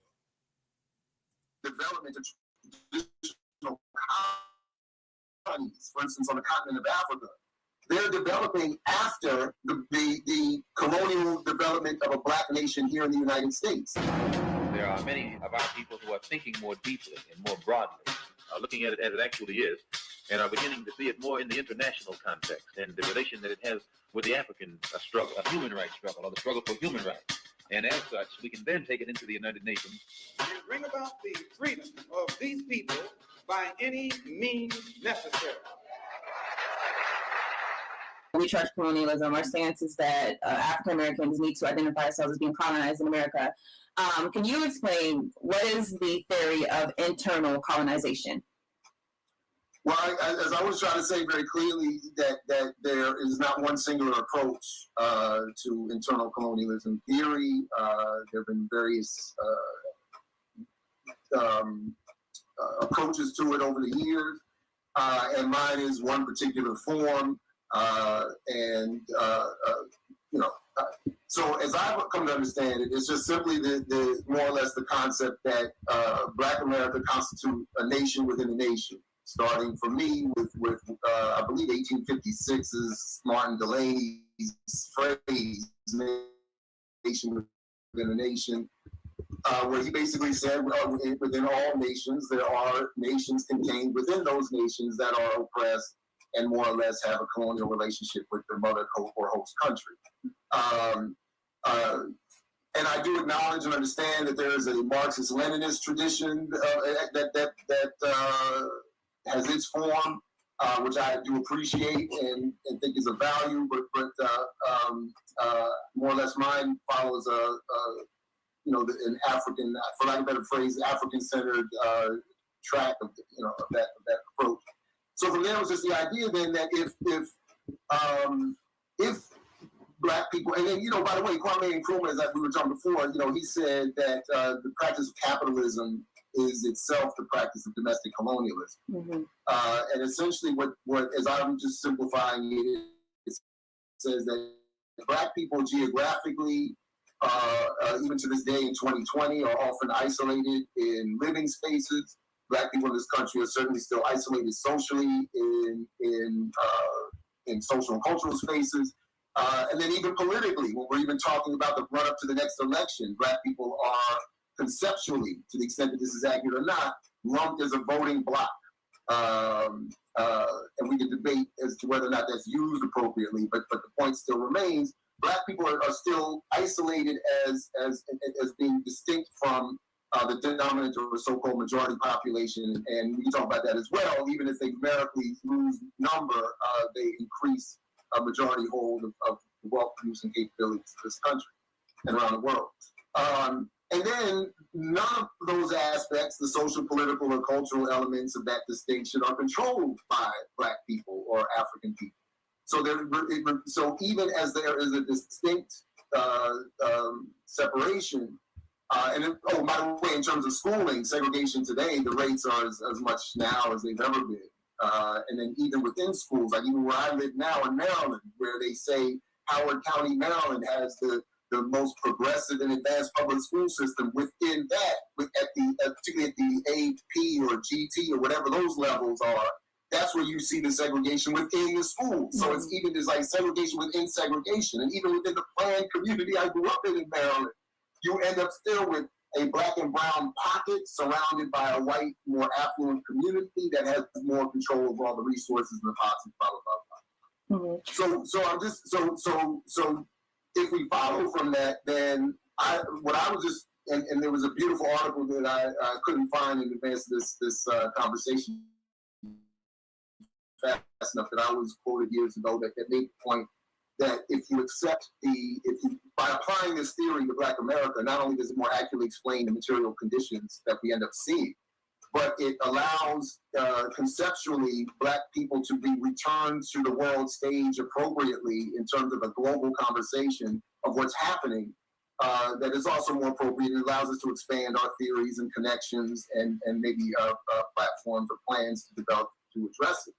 In other words, if we look at even the development of traditional colonies, for instance, on the continent of Africa, they're developing after the colonial development of a black nation here in the United States. That is 1600s with the process of enslavement here, the development of a quote unquote new African community here in the United States, developing along enslavement and which was the colonial process taking place here. Continental Africans were divided up at home, renamed, re-identified, and reorganized in their relationship to the global wealth-producing processes and imperial processes that were creating pockets of capitalism all around the globe. And so my whole simple point is, we developed here as a separate African community, just as other African communities were being forcibly reconceived and developed everywhere else on the continent and around the world. And in each case, obviously there are differences. So I'm not trying to oversimplify or I'm not trying to omit the fact that I'm oversimplifying for this conversation, but in that process, what we end up seeing is the same relationship evolves, or very similar, these relationship evolves between these communities and their European or white mother country dominant community. And basically those relationships simply mean, as Annie Césaire pointed out, they're extractive. Everything Black people produce is siphoned out of the community, marketed, promoted, repackaged, turned into wealth for someone else. The policies that arrive from that then are used to reoppress the communities at home. So when I was looking at hip hop, that was perfect, because hip hop is producing hundreds of billions of dollars now, I don't know, at this point, for corporations all around the world, and Black communities are no better off today than when hip hop first emerged. So that's crazy. So anyway, that was oversimplifying again. I just don't want to just keep talking, but that was how I developed the approach and how I still see it today. And what I think most concerns those who are critical of the approach is that the logical conclusions you end up reaching in terms of what we need to do are often uncomfortable and also themselves unsanctioned and go beyond the simple, well, we just have to vote for the next Democrat and, kind of hope for the best, or other kind of, more, I think, equally mundane kinds of solutions that don't really get to the core of the problem and why we don't see much of an advance, which is because and this is really where I'll stop it. But the beauty of it is that that all those traditional classic colonial theorists point out is that colonialism then, the process of colonizing someone or a group then creates a situation where the colonizer must maintain that relationship for their own, not only wealth and material well-being, but for their own psychological self-concept. That the colonizer can no longer exist without the colonized. So therefore, the relationship can never really be broken, because then the colonizer loses their own identity and value. And Lord knows we can't have that. So yeah, and it sounds like from what you're saying that the approach would change if we're fighting for our rights, because we're no longer fighting to become a part of a colonized state, but we're understanding that as the colonized people, there's a relationship going on where we're on the losing end, and if we continue this relationship and the other relationships globally that exist that perpetuate this system, that we're ultimately causing our own undoing. Exactly. I mean, and so even the point you briefly mentioned at the beginning, when your organization is talking about going to the United Nations, I mean, that as a concept is something that is in many ways a threat to the day-to-day politics as they're encouraged here in the United States. Because that act already acknowledges not only the long tradition, the history of people doing this, but it says, look, we need a body beyond the immediate structure here to look at what's going on and have an assessment and maybe offer some assistance here. And one of the things, by the way, that I did, when I was working on this some years ago, was that, just going back and following the work of a lot of people, I'm thinking most immediately now, Ward Churchill, but there are others whose names escape me. But But looking at the you mentioned the United Nations. When you look at the United Nations Human Rights Charter, I think of 1945.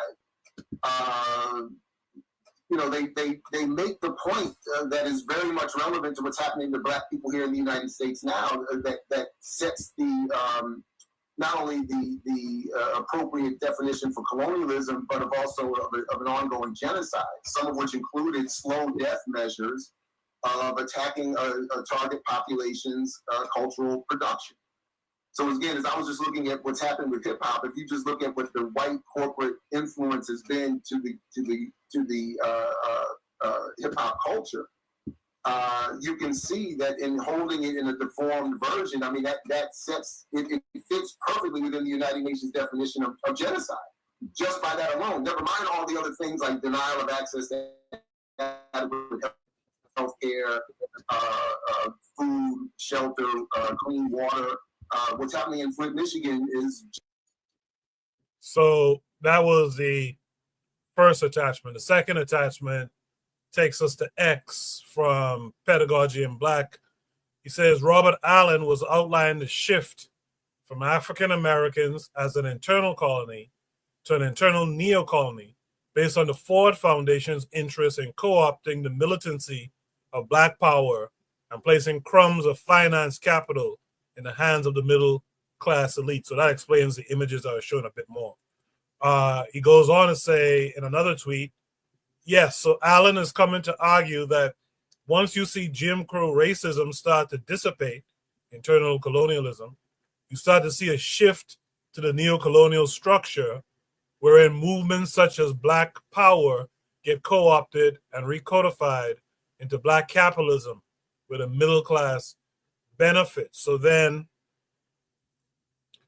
that then takes us back to some of the images that I had shown before. Sorry, I had to come back and grab it again. This takes us back to some of the images that we saw before. Let me just post one up for you guys here. So this is the snippets. Starts by saying, led by such. One second. Yeah. So led by such organizations as the Ford Foundation, the Urban Coalition, and National Alliance Businessmen, the corporatists are attempting with considerable success to co-opt the Black Power movement. Their strategy is to equate Black power with Black capitalism. The second image was this one. Let me just copy it right here. It said the foundation is deeply involved in financing and influencing almost all major protest groups, including CORE, SCLC, the National Urban League, and the NAACP, working directly or indirectly through these organizations as well as other national and local groups. The foundation hopes to channel and control the Black liberation movement and forestall future urban revolts. Last image is this. Again, guys, put these prompts all together under one post for me, please. Last one says the foundation catalogs its multitude programs and grants under such headings as public affairs, education, science and engineering, humanities and the arts, international training and research, economic development and administration, population, internal affairs, and overseas development. So that brings us back.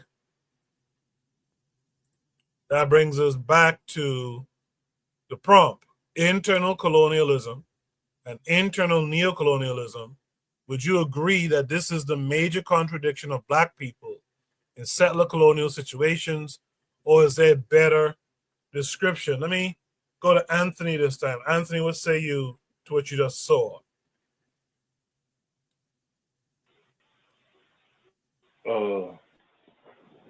Hey, what's going on, Coco? How you doing, man? Good, good. How are you? Good. I'm doing fine, man. And peace to all the brothers on the panel, man. And sisters have been the sisters out there in the chat. You know, Coco, I was like Kobe for a minute because I was trying to get. I didn't have the full understanding. I mean, you broke it down. You broke it down a little bit better. You know, when you showed the other material, man. But I think I'm trying to see where I'm gonna start. I'm gonna start from right here. I like what you were saying about when you talk about the Ford Foundation, okay, and how they did how they co-opt the Black Revolution, the so-called Black Revolution, in the 60s, in the late 60s, early 70s. You know, I think about I remember seeing this video that I had, this documentary. It was from 1968. It was called After Dr. Martin Luther King, where they had all these brothers and sisters, a variety of them, man. You know, it was like I think they had the sister from the Black Panther Party, Kathleen Cleaver. They had a group of people. I can't remember all the names right now, but they was talking about the very thing. They was talking about the same thing. And it was Carl Brown from New York City, the brother who wrote Man, Child, and the Promised Land. No, he was on the panel, and he was talking about how the Ford, how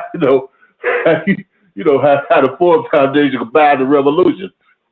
You know what I'm saying? But it made me do. It made me think about things like, I'm going somewhere. In the 1960s, you had it after Dr. King's death, but even before then, because you had the Watts rise in '65. You had this surge of Black consciousness. It was headed somewhere. It was no longer that we should overcome stuff. This was about some militancy. This was about some real stuff. Brother Malcolm had his organization, the OAAU, but he also was part of another organization that was kind of a clandestine group that was called RAM, the Revolutionary Action Movement. I think something like it was called RAM. But Brother Malcolm was talking about they was doing. He was connecting with people across the water over on the continent and with other revolutionaries, here in the Western Hemisphere, and they was about to do some other stuff. They would say it was enough of this talking. It was time for us to do some stuff. Malcolm even he kind of let the cat out the bag at one time. They were talking about doing some armed rebellion in this country. Okay, so then you have with the CIA, the FBI, all of them, the white power structure seeing all this. Of course, we got to come up with some kind of way to deflect all this. We can't just come out and just do it like cold-blooded, naked military brutality. Because we on the one hand we try to be the world's the good guy in the world. We can't present ourselves as like we're damn these like damn Gestapo, like Nazi Germany or something. So they came up with different kind of schemes. I think you can take it back. You can take this back to the 1920s. In the 1920s, you had the Garvey movement, and we know what the Garvey movement was about. The Garvey movement was a movement that they had never seen before, and it gave people a Black awareness and consciousness, and even a power because we was coming together, putting our money together, building institutions, building all kinds of things. We were doing some real nation building. What they did to the Garvey movement, this is what they did. Okay, we're gonna go get some Negroes. We're gonna get some Negroes, some of these Negro intellectuals or whatever. You know what we're gonna do? We're gonna start a new movement. That movement was called the Harlem Renaissance. You know what I'm saying? Now we think of the Harlem Renaissance now like it was this great time where the arts and everything was celebrated in Black America and the Negro arts. No, that was something that the government funded. You know what I'm saying? To negate the Garvey movement. That's what it was. At the same time, you had another movement that was to fuck up the Garvey movement and the Black consciousness movement overseas. It was called negritude. This movement, negritude. Now, when some people hear negritude, they think it was like some kind of revolutionary culture. No, it wasn't, man. It was some bullshit. It was some shit from the top down. Negritude and the Harlem Renaissance was some shit from the top down. It was something from the mind of the colonizer. Okay, we're gonna get our Negroes, some intelligent Negroes, and we're gonna present Black art and Black culture, and everything Black, Black. And it's like Dale Jones said, Europeans loosen up to get a tighter grip. And so we're gonna let you go out here and we're gonna present all this black art, how great black art is, and African history and all of this stuff.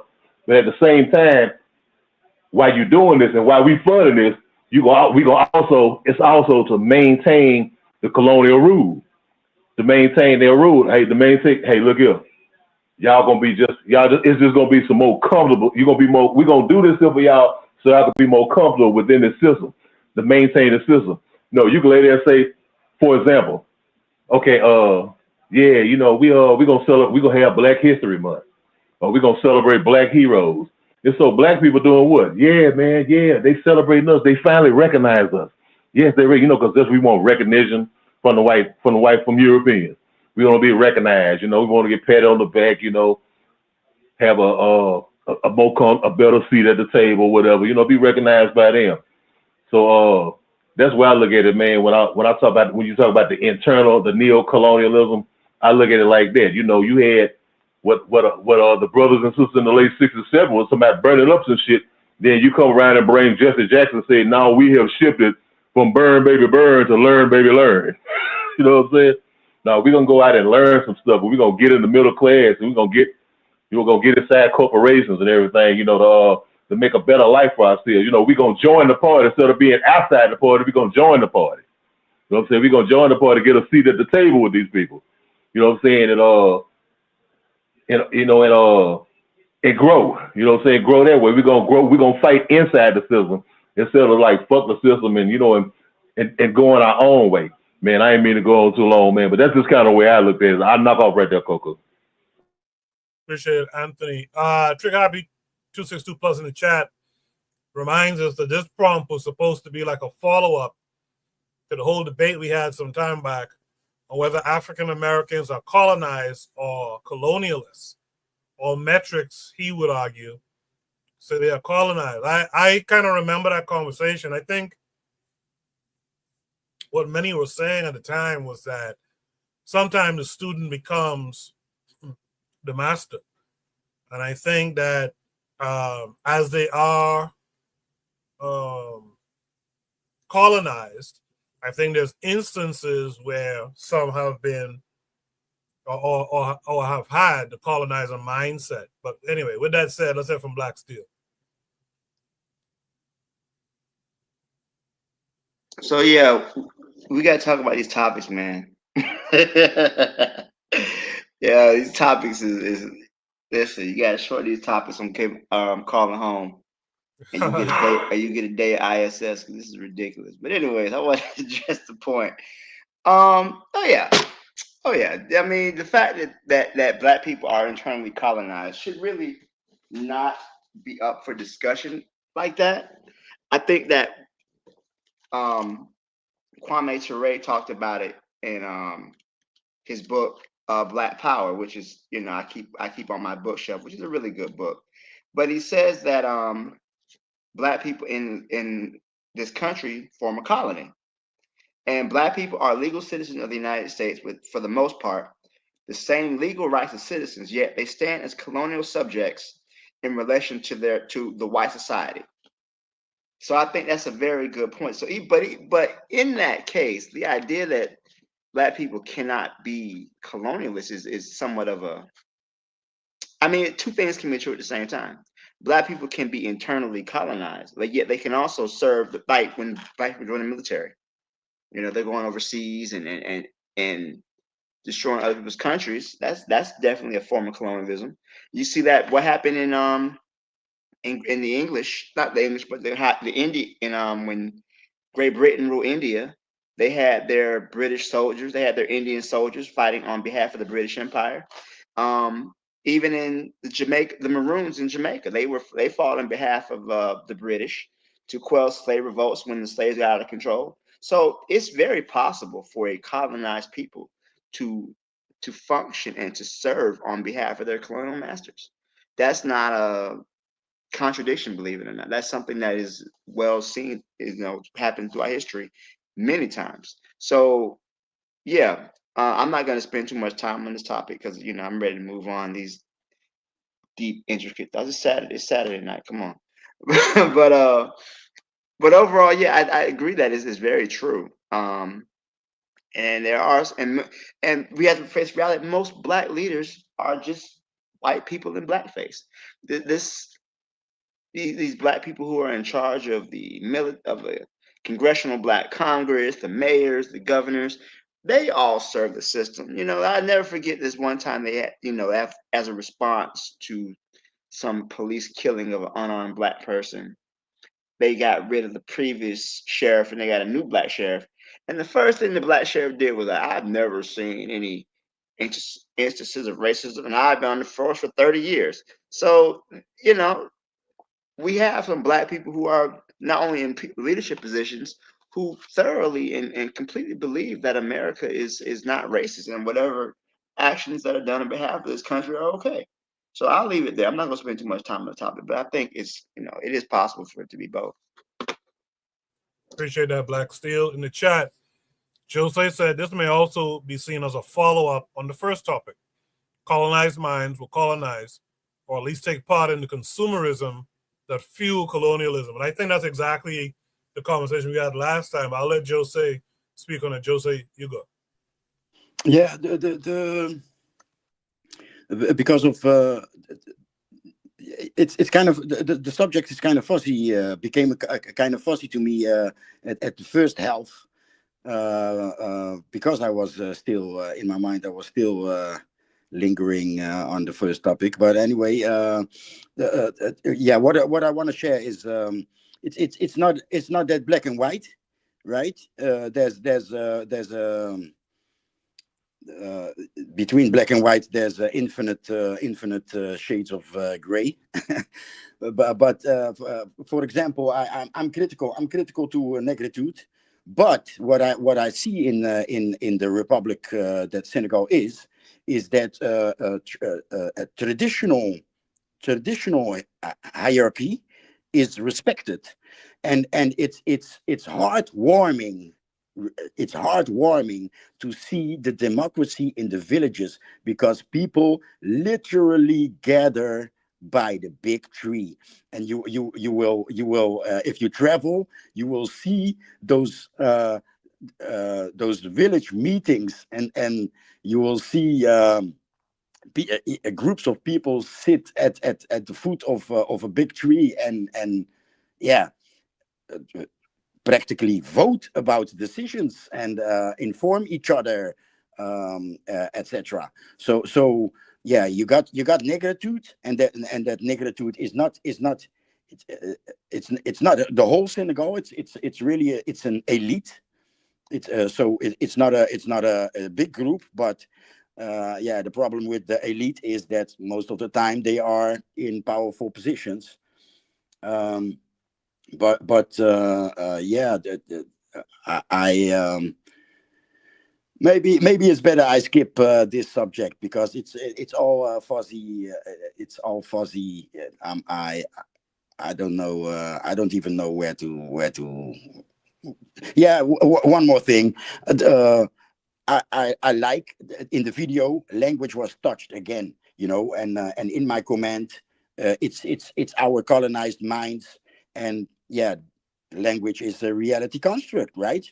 So the language that dominates in our mind is going to have a leadership in your reality construct. So yeah, well, what can I say? What can I say? I'm sorry. It's this subject is too fuzzy for me to make a point or to say something intelligent. All right, appreciate that.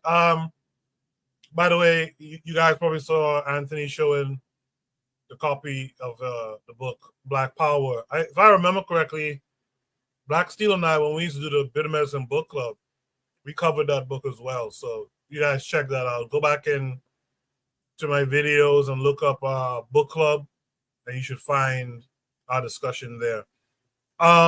With that said, let's hear from Takru Tori. Takru, internal colonialism and internal neocolonialism. Would you agree? I think the way this question and everything is phrased, it's very vague. It's clunky because there's a degree of, prejudice. Like this person has an ideology, they got an opinion, and then they worded it in this very peculiar fashion. I'd say I'm just gonna pick apart and react to what Kofi and Anthony said before. I said I had a story in the side chat. I went to a salon. Someone said wig while Kofi and Steele were talking, I think. I was in a salon, right? And I got my hair done. And the salon owner was a black lady doing natural hairstyles, but she had a wig on that she made to look like her natural hair, which was strange, right?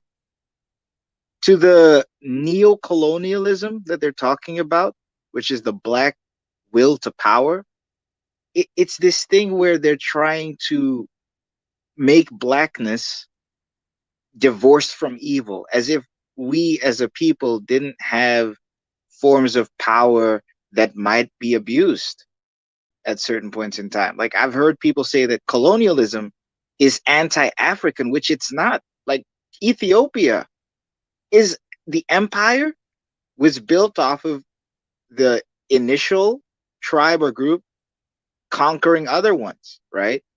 Now I'm not saying it's the same, but I think we should be wary or careful to not have this weird aversion to the idea of empire and imperium in the African context. I was listening to the guy in the video. I thought it was interesting when he started talking about identity and how blackness and whiteness are tied together, in that blackness is minimal humanity and whiteness is maximal humanity in this world. I can't believe he didn't say Afro-pessimism. Like that's a very interesting thing. On the internalized colonialism, my last point, I heard an African American tell me about this concept. During slavery, when the slave master was sick, some guy would come in and he would be like, "Are we sick, boss?" He would say, "We sick, boss?" As if he himself, who's perfectly healthy, was sick with his master. So I think this is an adaptability thing. So black people have adapted to the system, which is fine.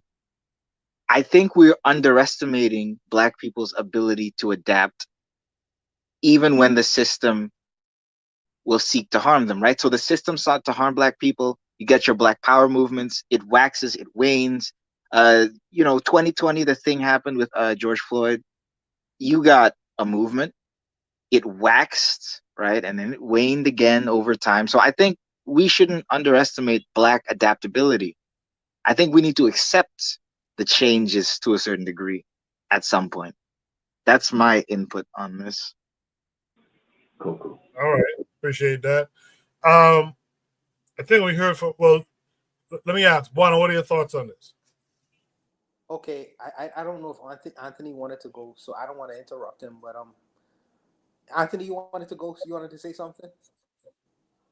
Go ahead, Buana. Yeah, I like when millennials are on the show.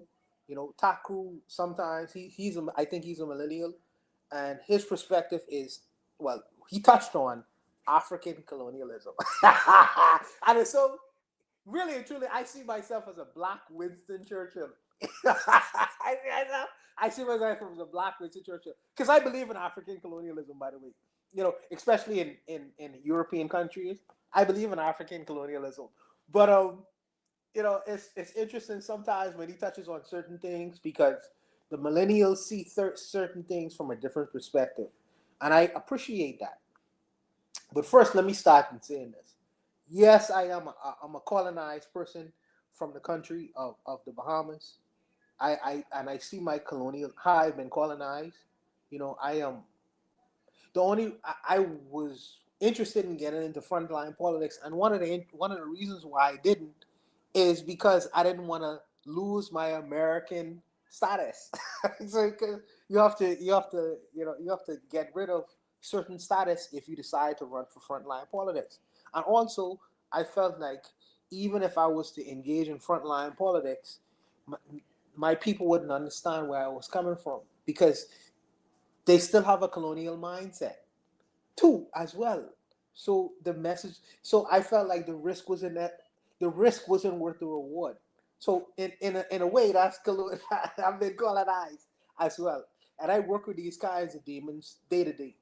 Needless to say, in terms of this particular prompt, I think that I don't like the term nation within a nation, because if you describe yourself as a nation, first of all, you have to declare yourself as a nation. Take off the training wheels, just as the Americans, the white Americans, took off the training wheels of the English society and declared themselves as an independent nation and was willing to fight and die for it. If you say that you are a nation, act like it. Act like it. There was a man who was called Chokula Mumba, the new African Republic.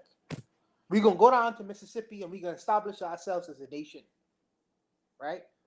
Now, eventually he ended up being assimilated into American structure. Now his son is a politician within the American structure. He is supposed to be like one of the George Washingtons of the so-called African American country, because you want to declare yourself as a nation.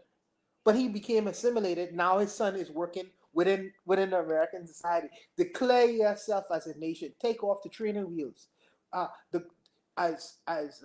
Dependent as the Bahamas is and all these Caribbean countries, they have declared themselves. Maurice Bishop declared himself, and he was willing to pay the price of his life. Mia Motley say we're gonna disband and we're gonna do away with the English system, and we're gonna declare ourselves. We're gonna take off our training wheels now. We want to be a real independent country. If you say that you are a nation, act like it. Act like it. You can't continue, and I mean to be disrespectful in no way to my brothers. I'm saying you can't act in form and fashion like a colony, but declaring yourself as a nation. These things are contradictory. If you say that you are a nation, act like it. Act like it. If you say you're a free man, act like it. Or else, let's not have the discussion, and let's continue to play the little game and play the little charade, but we really on the plantation and we following, the rules of the plantation. But don't say nation within a nation. I can't stand that language. But I gonna just be brief, and I'll just leave it for the brothers to dialogue about it. Word. I fully agree, but I'm cutting in to add to what you said, that it also works on a personal base. So are we a subject in a white society, or am I a man on this planet? Am I representing my family, my wife, and my children when I'm at the work floor, or am I a Dutch citizen? It works. It goes deep. This goes deep. I wanted to add that.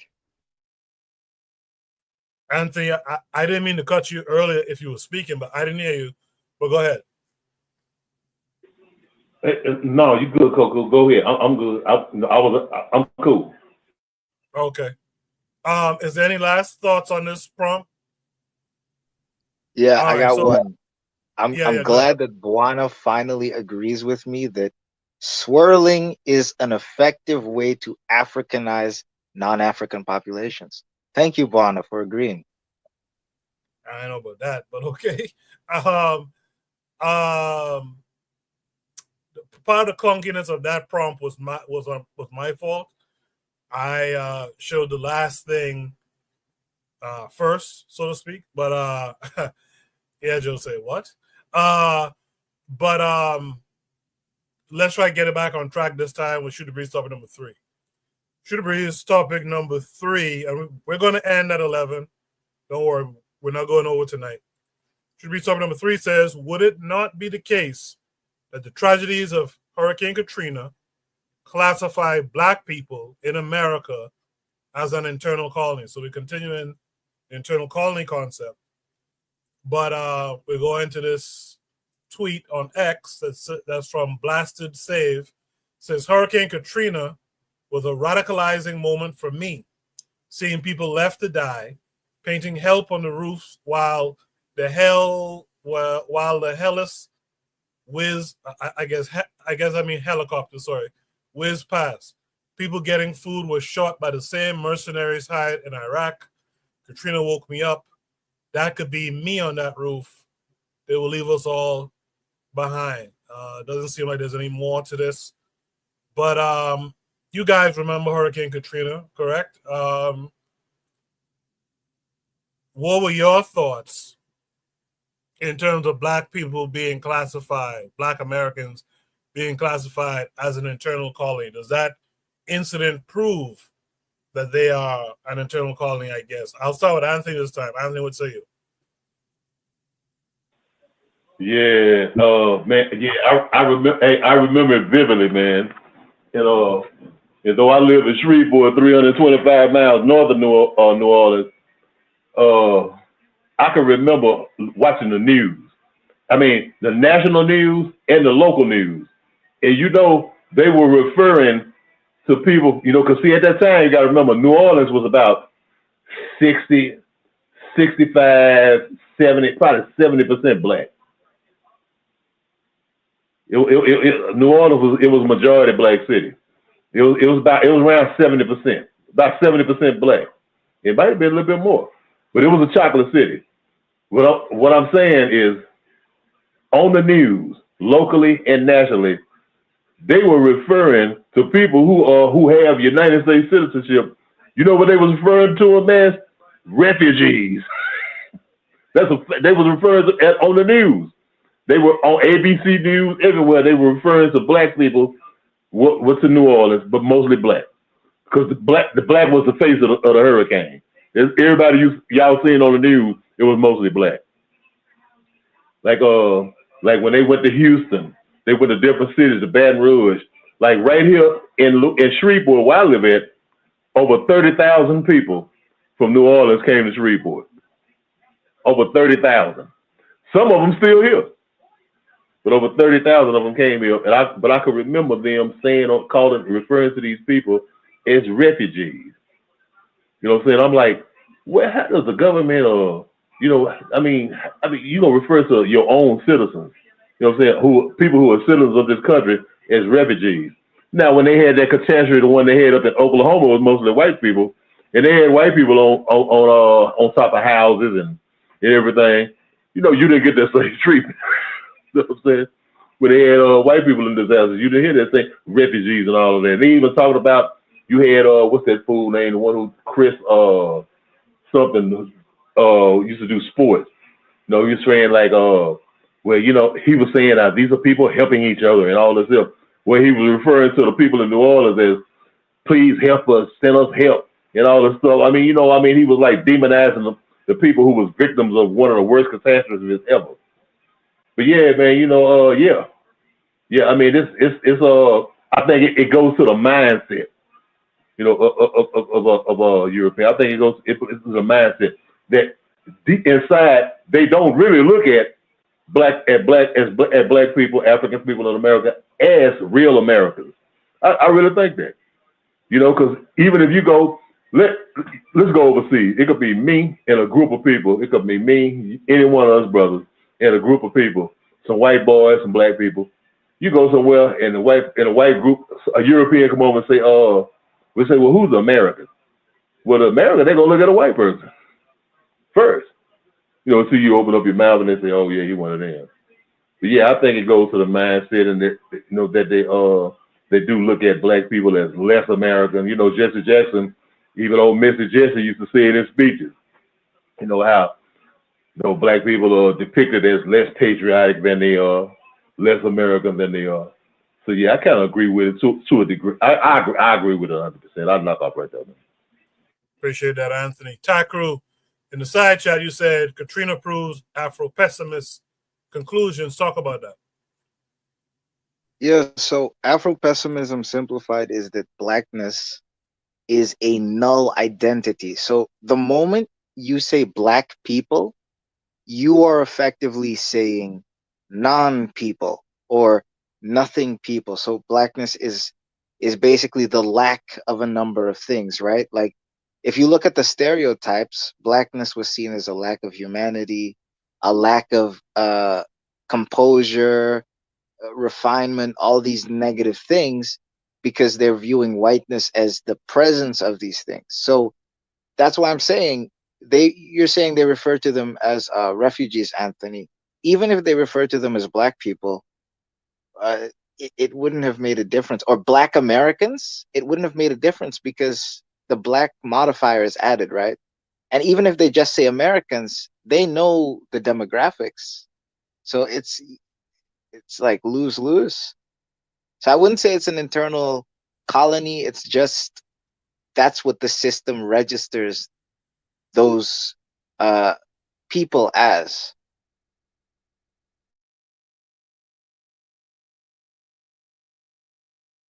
All right, thank you for that, Takru. Black Steel, what would you say? So I too remember Katrina. I was a young man. I think my son was a little bit less than a year old when it happened. 2000, yeah, about 2000. He wasn't a year old when it happened. I was a little baby. I was holding. But yeah, I definitely remember this. So the idea of black people being an internal colony, again, I'm gonna read what Kwame Ture says. He says that black people are legal citizens of the United States, with, for the most part, the same legal rights as other citizens, yet they stand as colonial subjects in relation to the white society. So this is something that always he talks about. He says, black communities don't export anything. Like, it's colonialism. They take, they take the resource. They just export. They take. Black American, our communities don't export anything but labor. Our music, that's all our labor that we put into it. So I would definitely say that black people being classified as an internal colony in regard to Katrina, we were considered to be expendable. We were told, oh, we should have evacuated. And, living in an area that's prone to hurricanes, I often hear that, well, why don't you just leave? People don't really take into account the requirements of just being able to leave and the financial cost of leaving your home on a moment's notice like that. But for black people, it was even more pronounced. And it felt like we were being blamed for our own problems. You had people, they're shoplifting, they're stealing, they're looting, they're killing each other. It's every racist nightmare, every racist dream come true. So black people were not characterized as humans or even American citizens. We're not. And to Takru's point, when you think of American, you think of white. You don't think of black people as American. And white people, they'll remind you quick that we're not one of them. So yeah, I definitely think that the analogy still applies, even if we live in the same country as them. Hell, most black Americans have been in this country longer than white Americans. I think they said something that only like maybe 40% of white people can trace their ancestry back to the original English colonies. Most white people in this country, their ancestors came over on like the late 19th century from Ellis Island and all the other places. So we've been in this country longer than them. But so what? It doesn't matter because again, we have that blackness attached to it, where our humanity is not seen. So I'll leave it there. Thank you. Appreciate that, Black Steel. I was listening to something recently. They said most Americans come from Germany, or many, if not most, come from Germany. As Black Steel said, in those later migrations, a lot of those people were German and stuff. I was just about to go to Juana, but I'll go to Jose. Jose, do you remember Hurricane Katrina? Yes, very much, and I was fearing it. It was from here. From here, it was not a good look. I expected a sort of a switch in the thinking of my black family over there. It was worse than it looked from here. It looked like worse than leaving people to their fate. for example, prisoners and families in the same football stadium or something like that. Yeah, from here it looks horrible. So no, not something that someone would forget. Yeah, I agree with the point made. It proved that blacks are not seen or treated as civilians. I tend to remind our people in the diaspora of the fact that when your house is on fire, who you gonna call? You're gonna call them. When your child broke a leg because he with skateboarding, who you gonna call? You're gonna call them. Maybe a firefighter. That maybe there's one black firefighter, but it's still them, right? So as immigrants here in Europe, or as descendants of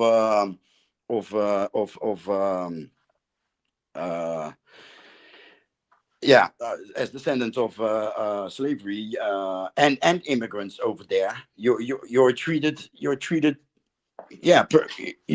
as another people, the others, the foreigners, the strangers, them. You're a third person in the United States, as we are a third person in Europe. So I wouldn't trust on citizenship. If I were black, I wouldn't trust on citizenship in a country that they rule. Look at South Africa at this moment. I mean, yeah, it has a lot of. It's not the same. I'm not saying it's the same, but there's a lot of resemblance. If they have media and they have the money, if they have the businesses, if the economy runs through their hands, if the law is written with their pen, if the imagery is drawn by them, blacks always are a third person. You don't count. You have to fight for your representation, and at a certain point, representation and marching becomes a culture, and there's no progress. So yeah, I would suggest indeed to what Bwana Haziki said. If you behave like a nation. Behave like a nation, just like you have to behave like a man in their society, not as a someone that has rights and have to remind people that you have rights. It's be a man in their society, and be a nation on this planet until we make them fall, or they fall by themselves. Most probably they are going to fall by themselves because they are a bunch of savages. Anyway, thank you. Appreciate that. Bwana, do you remember Katrina? Yes, sir. I do remember Katrina. I do remember Katrina. It's a tragic situation. I tend to refer to some of my the African American community as well taken care of hostages. And the reason why I said it is, you are damned if you do, and you are damned if you don't. Because if the black people in America to say, we want to declare ourselves an independent nation. So if a situation like this was to happen, and the white American government doesn't decide to come to the aid and rescue of the black people, this man is holding an American flag, trying to ask for assistance. He's showing how patriotic he is. And even though he is so patriotic, no one is coming to his aid and assistance. So I'm thinking, so suppose Cuba was to show up and say, we want to help the African Americans. We want to come to the aid and rescue. The white government wouldn't allow it to happen. They wouldn't allow them to even dock in Louisiana to assist the black people there. What if Russia was to do the same thing? If they was to declare themselves? So basically they are hostages. They are damned if they do and damned if they don't. You know, what do you do in that scenario? And then they say, well, we ain't checking for you in these kinds of scenarios. We're not going to come to your aid and rescue, no matter how many American flags that you wave at us. But we don't want you to solicit any other help from any other place in the world to come to your aid and rescue. You are a hostage. That's a hostage. Yeah, man. That's a hostage. And then you say, we even though we can come to your aid and rescue, we still expect you to be patriotic to us. What kind of bullshit is that? What kind of bullshit is that? So I don't know, man. This is a question for Black Steel and Anthony McFall and Brother Bakari and all my brothers in America. I really don't have an answer for this. I really don't, because how do you stay loyal and patriotic to a country that is not loyal and patriotic to you? I don't understand that, bro. And maybe it ain't my backwards tether Caribbean coconut mind, but maybe they could make me understand it better, you know? So I'll leave it there, Coco. Yeah, that's a tough one for me too. I could never.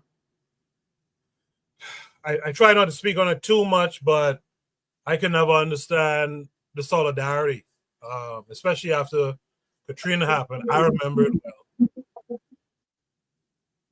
well. Well, maybe let me let my coconut Polari mind take a stab at it.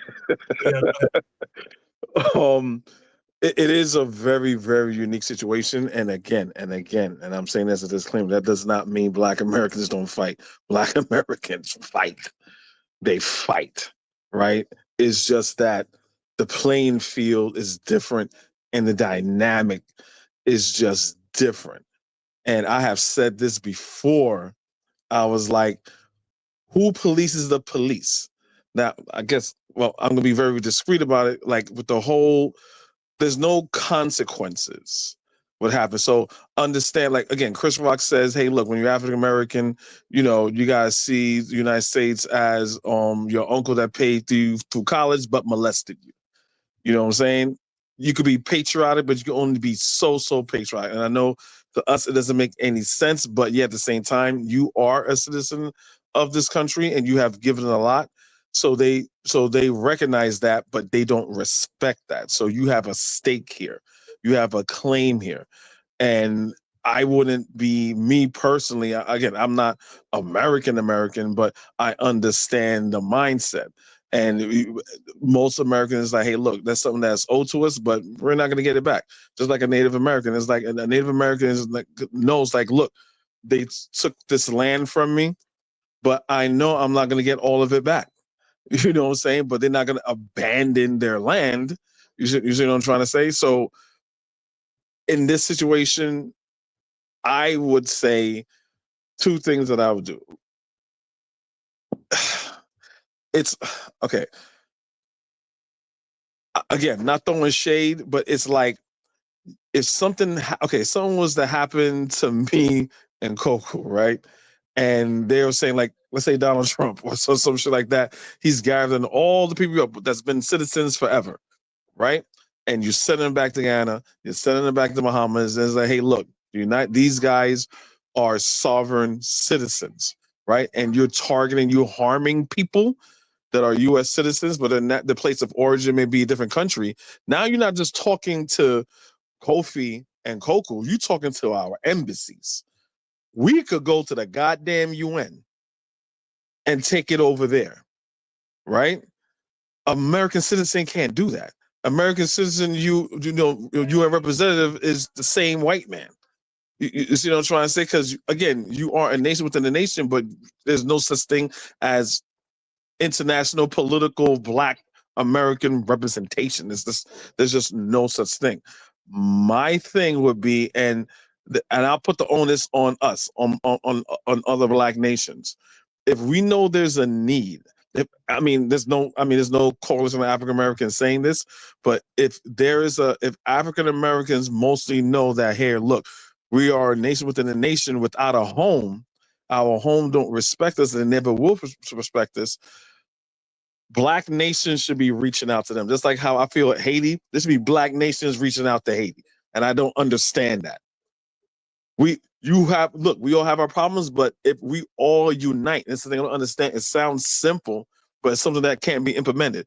If Black Americans right now were to say, you know what, we are a part of several nations and we are sovereign citizens now, even though we're citizens, we have dual citizenship. We all went to Ghana. Then some of us went to Libya. Then a couple of us went to Cuba or whatever, right? Because we have lineage there. Now they're not dealing with just Black Americans that say, "Oh, we shall overcome," and woe is me, and let's leave it on to God and let's pray on it. That's what they want to hear, and that's not going to move them. That never moved them. That never moved them. They respect power, and our Black American solidarity within the American government, hoping for a better day. That shit doesn't fucking work. You have to put, just like what Cuba did. Okay, America's the big bad wolf. We need another big bad wolf. Let's get Russia. America starts backing up like, okay, now that little small coconut banana republic island now got weight. Now Russia's sending them weapons and all this other stuff. And they go, okay, now, okay. That's what they respected. That's what they respected. That would be my answer to the Black American problem, which then again comes full circle, Pan-Africanism. Because what are these Europeans doing? They're doing Pan-Europeanism. When this whole shit show is about to start, what's going on in Palestine, and then you know you got Mike Huckabee's gonna say no, I don't even recognize Palestine. What you're doing, you're saying you don't recognize the humanity of Arab people, and those other Arab people are like, oh, what, really?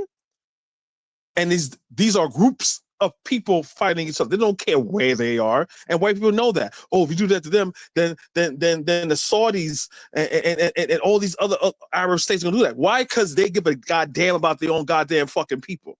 We need to have that same goddamn energy. Not well, that's an American. Oh, that's the one for the Caribbean. Oh, that's that African shit. That's our problem. To me, that's the solution. That's the solution. I'll leave it there. Hey, Cole. Oh, well said. Go ahead, Anthony. I'll be real brief, Coco. I just want to say to Kofi, when he was talking about the thing going before the United Nations. If I'm not mistaken, I think in the 60s, Carlos Cooks did that. I think Carlos Cooks is in a group, and I think Dr. Kwame Nkrumah was there. They had a thing where they were talking to some UN officials in front of the United Nations, where they actually did that. And another thing, I think that if I'm not mistaken, I think Paul Robeson did something like that. Yeah, I think so too. I don't really know what happened to that, but that needs to get more momentum. Yeah, that's all I just wanted to say real quick though. My bad. No, that's good. And I mean, and another thing I remember is you remember the whole thing with, oh, look at these black people, they're looting. And then people have a shot of white people doing the same thing. Oh, they're looking out for their best interest because they're starving. Oh my God, look at them. Look at these niggas steal. It's like, and I remember that, and I'm tell people, you know, back then, like, look, here's the contrast. You know, and some people believe the bullshit that, oh, the black people were stealing. Like what? No, like they're stealing for what? Well, oh, they were stealing TVs and like that. Yeah, they had white people that were stealing TVs too and DVD players. Now what? Everybody was taking shit. But again, like immigration being a problem, the criminal face, the face of criminality is always going to be a black face. So it's easy for other people to believe that. At that time, I was living in Florida. And my wife, she was working at a group home, and they had some kids that was from Louisiana that was staying in. Some people was staying in group, and had their kids staying in group homes, right? So there was like a real thing that I saw on the ground, and the story some my wife told me like there was like people that's floating around, talking about the smell that was there because the water's stagnant, and there's dead people in the water. Like all this stuff. Again, understand how black people could be patriotic, but you're going to be patriotic to the point. Black people are the most patriotic people here. Yes, most definitely. But I don't know, man. To me, that's my solution. I'll end it there. That was good stuff. I appreciate that input there. Does anyone else want to add any last thoughts on this prompt? No last thoughts? Okay, let's go to Shooter Breeze. Oh, damn it. Let me grab the right prompt here. Let's go to Shooter Breeze topic number 4 then. Shooter Breeze topic number 4 is going to get away from the internal colony discussion. Shooter Breeze topic number 4 is another long one. It says the key to the debate on giving solidarity to Palestinians is the grassroots of Arabs look out for them. Can we say the same if a white American went to an African country and we gave him a service, ignoring the genocide in Congo? Let me try to read that one more time. Should we start with number 4? The key to the debate on giving solidarity to Palestinians is the grassroots of Arabs look out for them. Can we say the same if a white American went to an African country and we give a service ignoring the genocide in the Congo, ? So this came with a link that's taking us to X. On X, this is a tweet. Hold on a second. I gotta stop screen because browser lost audio or some shit. Hold on. Okay. So on X, it takes us to a tweet from Hotspot. And it says, Egyptian man on motorcycle finds out the person he's transporting is an Israeli. Then immediately kicks Very him over. fast and a bit dangerous. You don't have a helmet, Mahmoud, huh? Yes. You have helmet? Yes. So we can use a helmet, no? No. No? No. Okay. Here we go. Egypt good? Huh? Egypt good? Good, very good. Good? ممتاز. انت من فين؟ ها؟ انت من فين؟ from where؟ من فين؟ من وين بتفكر؟ اللي انت عايزه. اللي انت ايه؟ اللي انت عايزه. انا من اسرائيل. ليه؟ ليه كده؟ اسرائيل. ليه؟ لا انزل. لا انزل. شو لا انزل؟ ايوه نو. نو. شو is no؟ نو. no. بس not good. لا مش هقدر اكمل. You won't take me؟ You won't take me in the taxi؟ كمل تاكسي. Come with taxi؟ You want me to get off؟ ارجعك تاني؟ انا مش هقدر اكمل الرحله. Okay. Thank you. Bye. All right, let me play that one more time. Yeah, when we post these prompts, let's make the language a little simple. Like I said, just make it a sentence, 2 sentences at most. That keeps it simple. But basically, let me just try to tackle the prompt for a second again. The question is saying that Palestinians get support or get solidarity from the Arabs, from grassroots Arabs, right? Who look out for them. Can we say the same about African people or African countries? Would they do the same thing that we saw in this video, where we stand in solidarity and we tell them get the fuck on, like the guy in the video did? I'll play the video one more time just in case folks didn't catch it. One more time. Very fast and a bit dangerous. You don't have a helmet, Mahmoud, huh? Yes. You have helmet? Yes. So we can use a helmet, no? No. No? Okay. Here we go. Egypt good? Huh? Egypt good? Good, very good. Good? ممتاز. انت من فين؟ انت من فين؟ from where؟ من فين؟ من وين بتفكر؟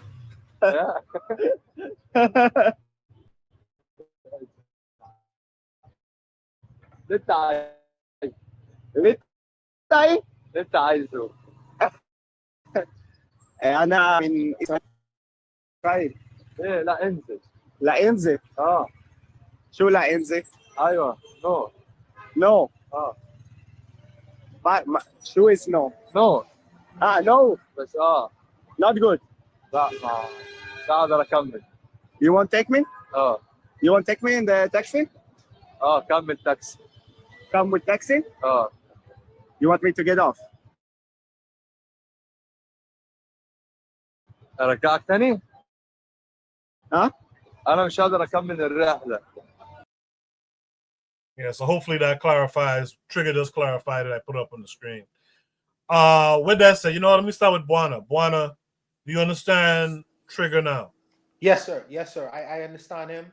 And do black people knowing the Congo is desert? It's worse than that, Trigger Happy. It's worse than that because I don't think that we exercise solidarity, our brothers and sisters in the Western world, in terms of what's going on to countries like Africa or like exploited countries like Haiti is because, first of all, it would interfere with our comfort, our social comforts.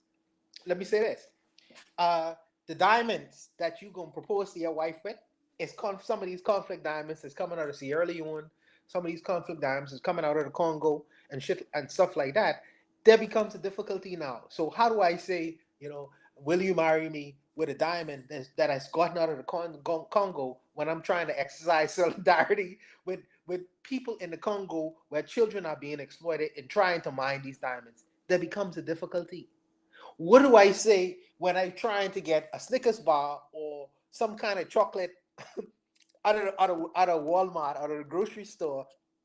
I want to taste the chocolate, but the chocolate that I get, the Ghanaians are being exploited in terms of how much monies that European countries are exploiting Ghana in trying to get the milk chocolate out of Ghana. How do I get that? I can't even buy chocolate no more. How many people are going to be willing to do that? Especially, some of the members of our society who love chocolate, especially the big dudes and big girls. How do we get around that? It's very difficult to ignore our so-called social comforts in the Western world, in trying to remain or have solidarity to our brothers and sisters around the world. Even in Haiti itself, there are many clothes that are made in Haiti. There's American districts where they put together and manufacture Levi's jeans and other clothes and the materials, even baseballs, were sold inside the United States of America. So if I want to exercise solidarity and say, shouldn't I buy baseballs no more? But we know that's really a part of American culture or Western culture to play baseball. So now, since the Haitians are being exploited to make these products, so now I can't play baseball no more. It's to exercise to ignore the social comforts that we've been used to. We have to continuously put a blind eye of how African people are exploited to manufacture, produce, and ship these products into Western societies. And these things have become cultural, social comforts to us. Will we be able to stand in solidarity with our brothers and sisters around the world? We have done it before. I think that during the apartheid era, I think that some of our brothers and sisters in America and other parts of the Western societies say, well, we won't participate in apartheid, so therefore we won't bank at these particular institutions. So we have done it before, but to do it in a way that these brothers on the streets and the Palestinians are doing it, I don't know if we have that kind of consistency and even knowledge about what's going on, because many of us don't necessarily understand what's going on in the rest of the world and how some of the things reach us. We don't really know. And if we did know, I don't know if we will ignore our creature comforts, our Western social comforts, to stand in solidarity with our brothers and sisters around the world. Why? Because we don't have a connection with them. Some of us, even in the Western world, say we ain't African. You see the guy, The rap who say, what is it? I'm a thug. What's his name again? Trick Daddy. Trick Daddy. Trick Daddy say, I ain't no African. So he already done disconnect with the idea of Cameron says the same thing. Another rapper, Cameron, says the same thing. and so in that disconnection, why would they stand with solidarity to brothers and sisters, even though some of these people look just like them, have their same DNA? They have been denuded. With the dogs, when they talk about deneutering, they cut off their balls and testicles, so they kind of like castrate them. We've been castrated, socially from our roots. So all we see ourselves is as an imitation of. We are Uncle Sam's children. We are John Bull's. John Bull is the English version of Uncle Sam in the English world. We are John Bull's children. We are no longer Africa's children anymore. So we see ourselves as some other entity. And that's an unfortunate thing. And it takes a whole lot of education and time. It takes us 400 years to establish the mental conditioning that we've been put under. And it may take us 400 years to get us out of it. It's a slow process. So I don't think that we're going to have this kind of solidarity until we get to these kinds of things. And there are people actively working, like the Tariq Nasheeds of the world. I hear he lambasted Marcus Garvey in his last whatever. They actively working to disabuse African Black people in the Western world of important information about ourselves because they've been paid off for it. So it's just a difficulty, man. It's a mess. But people like Kofi, people like Utaku, people like Koku, we working vociferously to try to change that paradigm and turn the world back on its head in its rightful place. And it's going to take time to do that. But I'll leave it there for the brothers and sisters to go. Unfortunately, we ain't got no sisters with us. But shout out to the matron. I saw the matron out in the chat earlier tonight. Make sure to support the matron as well. Let me hear from Black Steel on this one. Black Steel, what's it? So, first of all, I think that I'm gonna TV down a little bit. Most of the Arab people are against Israel, and I think it's really the people in charge, like in Jordan and Egypt and Saudi Arabia. I think they're the ones they're leaders, like Mohammed bin Salman and King Abdullah of Jordan. They're kind of looking the other way or allowing these things to happen. But the average, rank and file, day-to-day person in those countries, they definitely are not supportive of Israel. There was actually when Israel was bombing the border between Egypt and Gaza, many of the Egyptian soldiers were in tears. They had been given their orders not to interfere, but they were crying, feeling that their hands were tied by their superior officers in their orders. So I definitely think there's this feeling of solidarity across the Arab world, not with everyone, but for a large part of it. And I think African people need that same type of solidarity. The problem is that a lot of us don't want to identify as African, that we think we're different somehow. But we literally just watched the most powerful nation militarily in the world supply weapons for a genocide, and it's been live streamed on Facebook, Twitter, YouTube, all of that. If you think that this country won't do that to other people, you got another thing coming. The violence is what they call imperial blowback. The violence of the empire that's done to others always comes back and affects the people who live in the empire. Like Malcolm X said, chickens coming home to roost. And he said that in regards to the assassination of President Kennedy. And he said that the violence that America exports across the world came back and killed their highest elected official. And that's very much the case, I believe, in regards to what's going on in the Middle East. But yeah, African people need to have solidarity and refuse to deal with people who are participating in the genocide of African people. But then what happens when it's your own people? Like a lot of the violence that's being done in the Congo is done on behalf of Rwanda. a lot of the violence is going on in South Sudan. That's coming from the United Arab Emirates. Yeah, we got black people going to Dubai all the fucking time for vacation. So a lot of times it's ignorance, but a lot of times you have black people who are a certain status, a certain level of wealth. They don't really care. They don't connect with the masses of people. Their only concern is their own self benefit and their own self aggrandizement. They don't really give a crap about what the average black person is going through. So we have to be able to call those people out and to protect our own. But yeah, I think a lot of the Pan-Africanists and those who are aware or conscious or woke or whatever, we understand the need to have solidarity with our people. Just like that's like the Egyptian person. He found out the dude was Israeli. Get the fuck off my bike. Who the fuck are you? Get off my shit right now. And he didn't say it in those words, but that was the overall sentiment. Once he realized he was from the country that was killing his brothers his Muslim brothers, had to get off. African people in the U.S., we need to have those same type of principles. You see, but then that would lead the question, because we are black people who are living in the United States. Our tax dollars go towards these weapons of mass destruction. That kind of leads us to question our complicity in the system. Black Seal. Yeah, Black what's Seal. up, homie?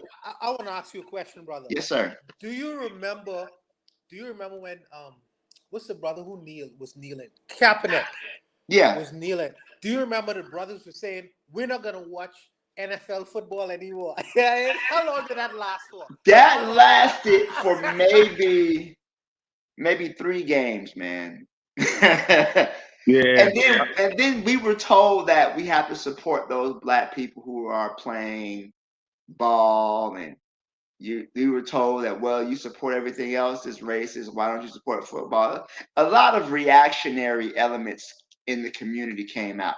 That happened also too when not too long after George Floyd was killed. The NBA was planning a protest and not to play basketball. And Obama got on the phone with the basketball players and told them they don't need to boycott. They just need to vote, So here we have, when black people were organizing and trying to protest racism, the former president of the U.S. decided to step in and say something about it. So yeah, I remember that didn't happen quickly. That protest didn't last very long. Good stuff. Trigger Happy 262 Plus in the chat says, I disagree, Black Steel. All analysis of proxy wars has to be put into context. But the European controlling these proxies, leaving that out, is incomplete. Quickly, if you want to, Black Steel, do you want to address that? Was he making my comment about the Congo and what's going on in Rwanda? Yeah, he's absolutely right about that. You can't leave out the role that Western powers use to destabilize these countries. Rwanda, they're merely a proxy. So yeah, he's absolutely right. And the reason they do it is because they're able to get those minerals and those materials from the Congo at, bargain basement prices. That's done intentionally. So yeah, he's absolutely right about that. Appreciate that, Black Steel.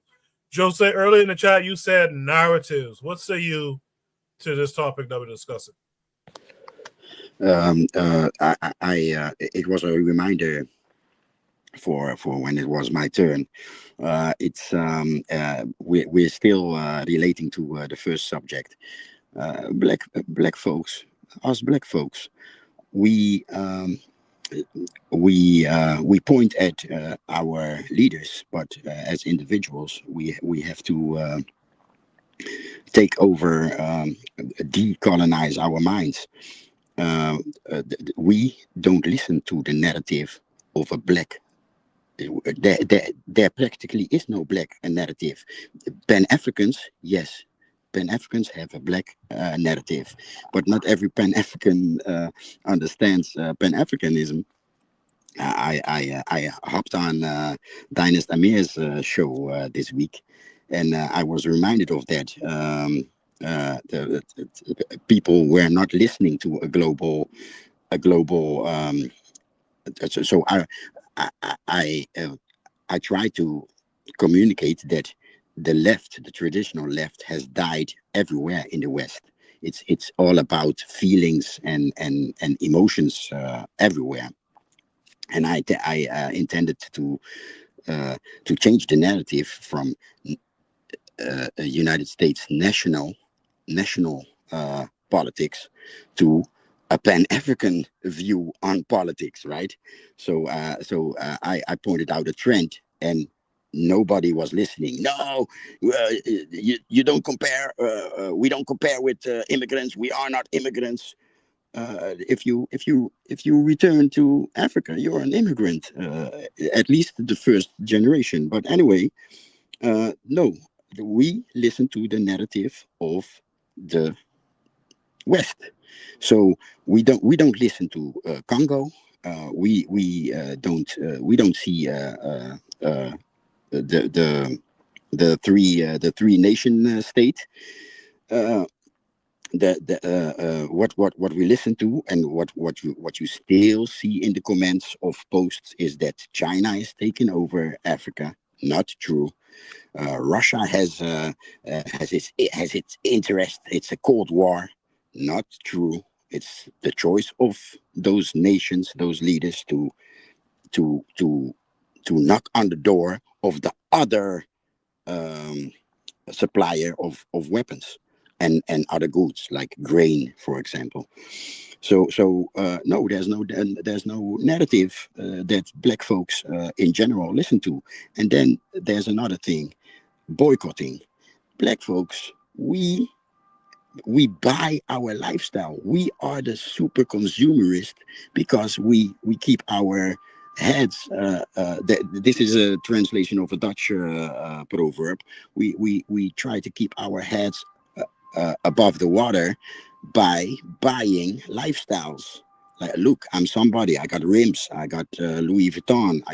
We're not going to boycott nothing, you know. So like Arabs did worldwide. We're not going to do that.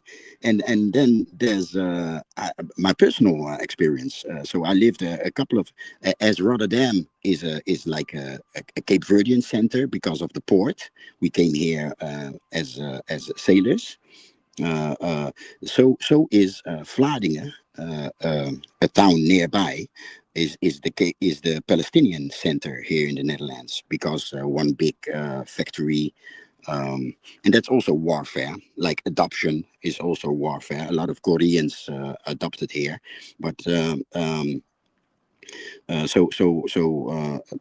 big factory offered Palestinians jobs. So that little town became the center of Palestinians here in the Netherlands, and I've lived there for years, maybe over 10 years in total. And so I know quite some Palestinians, and the solidarity is not really there. Palestinians themselves are very disappointed in the rest of the Muslim world. So yeah, I don't know about the solidarity. It's what's the word? For example, the boycotting. What's the word? Virtual signaling. It's virtual signaling, because those people that can boycott Starbucks and McDonald's, etc., is the diaspora. Those are immigrants in the West. So yeah, I don't know about the solidarity part. And well, yeah, I explained what I thought about our own people. It's we to change the narrative, we need a strong propaganda machine. And I would love it if 50 Cent or what's the name of that other guy that has a big film studio. I would love it if they did something in regards to building a narrative, building an image of us as being a nation, and a worldwide nation, because America dominates the narrative, the propaganda, the worldwide propaganda, and Black Americans is our power in that regard, in the regard of propaganda. So the whole world looks at American film stars and etc. Right? So if the whole world watches Black Americans work together with Nollywood, for example, that would I believe that would switch something in the minds of blacks worldwide to see African Americans produce media products.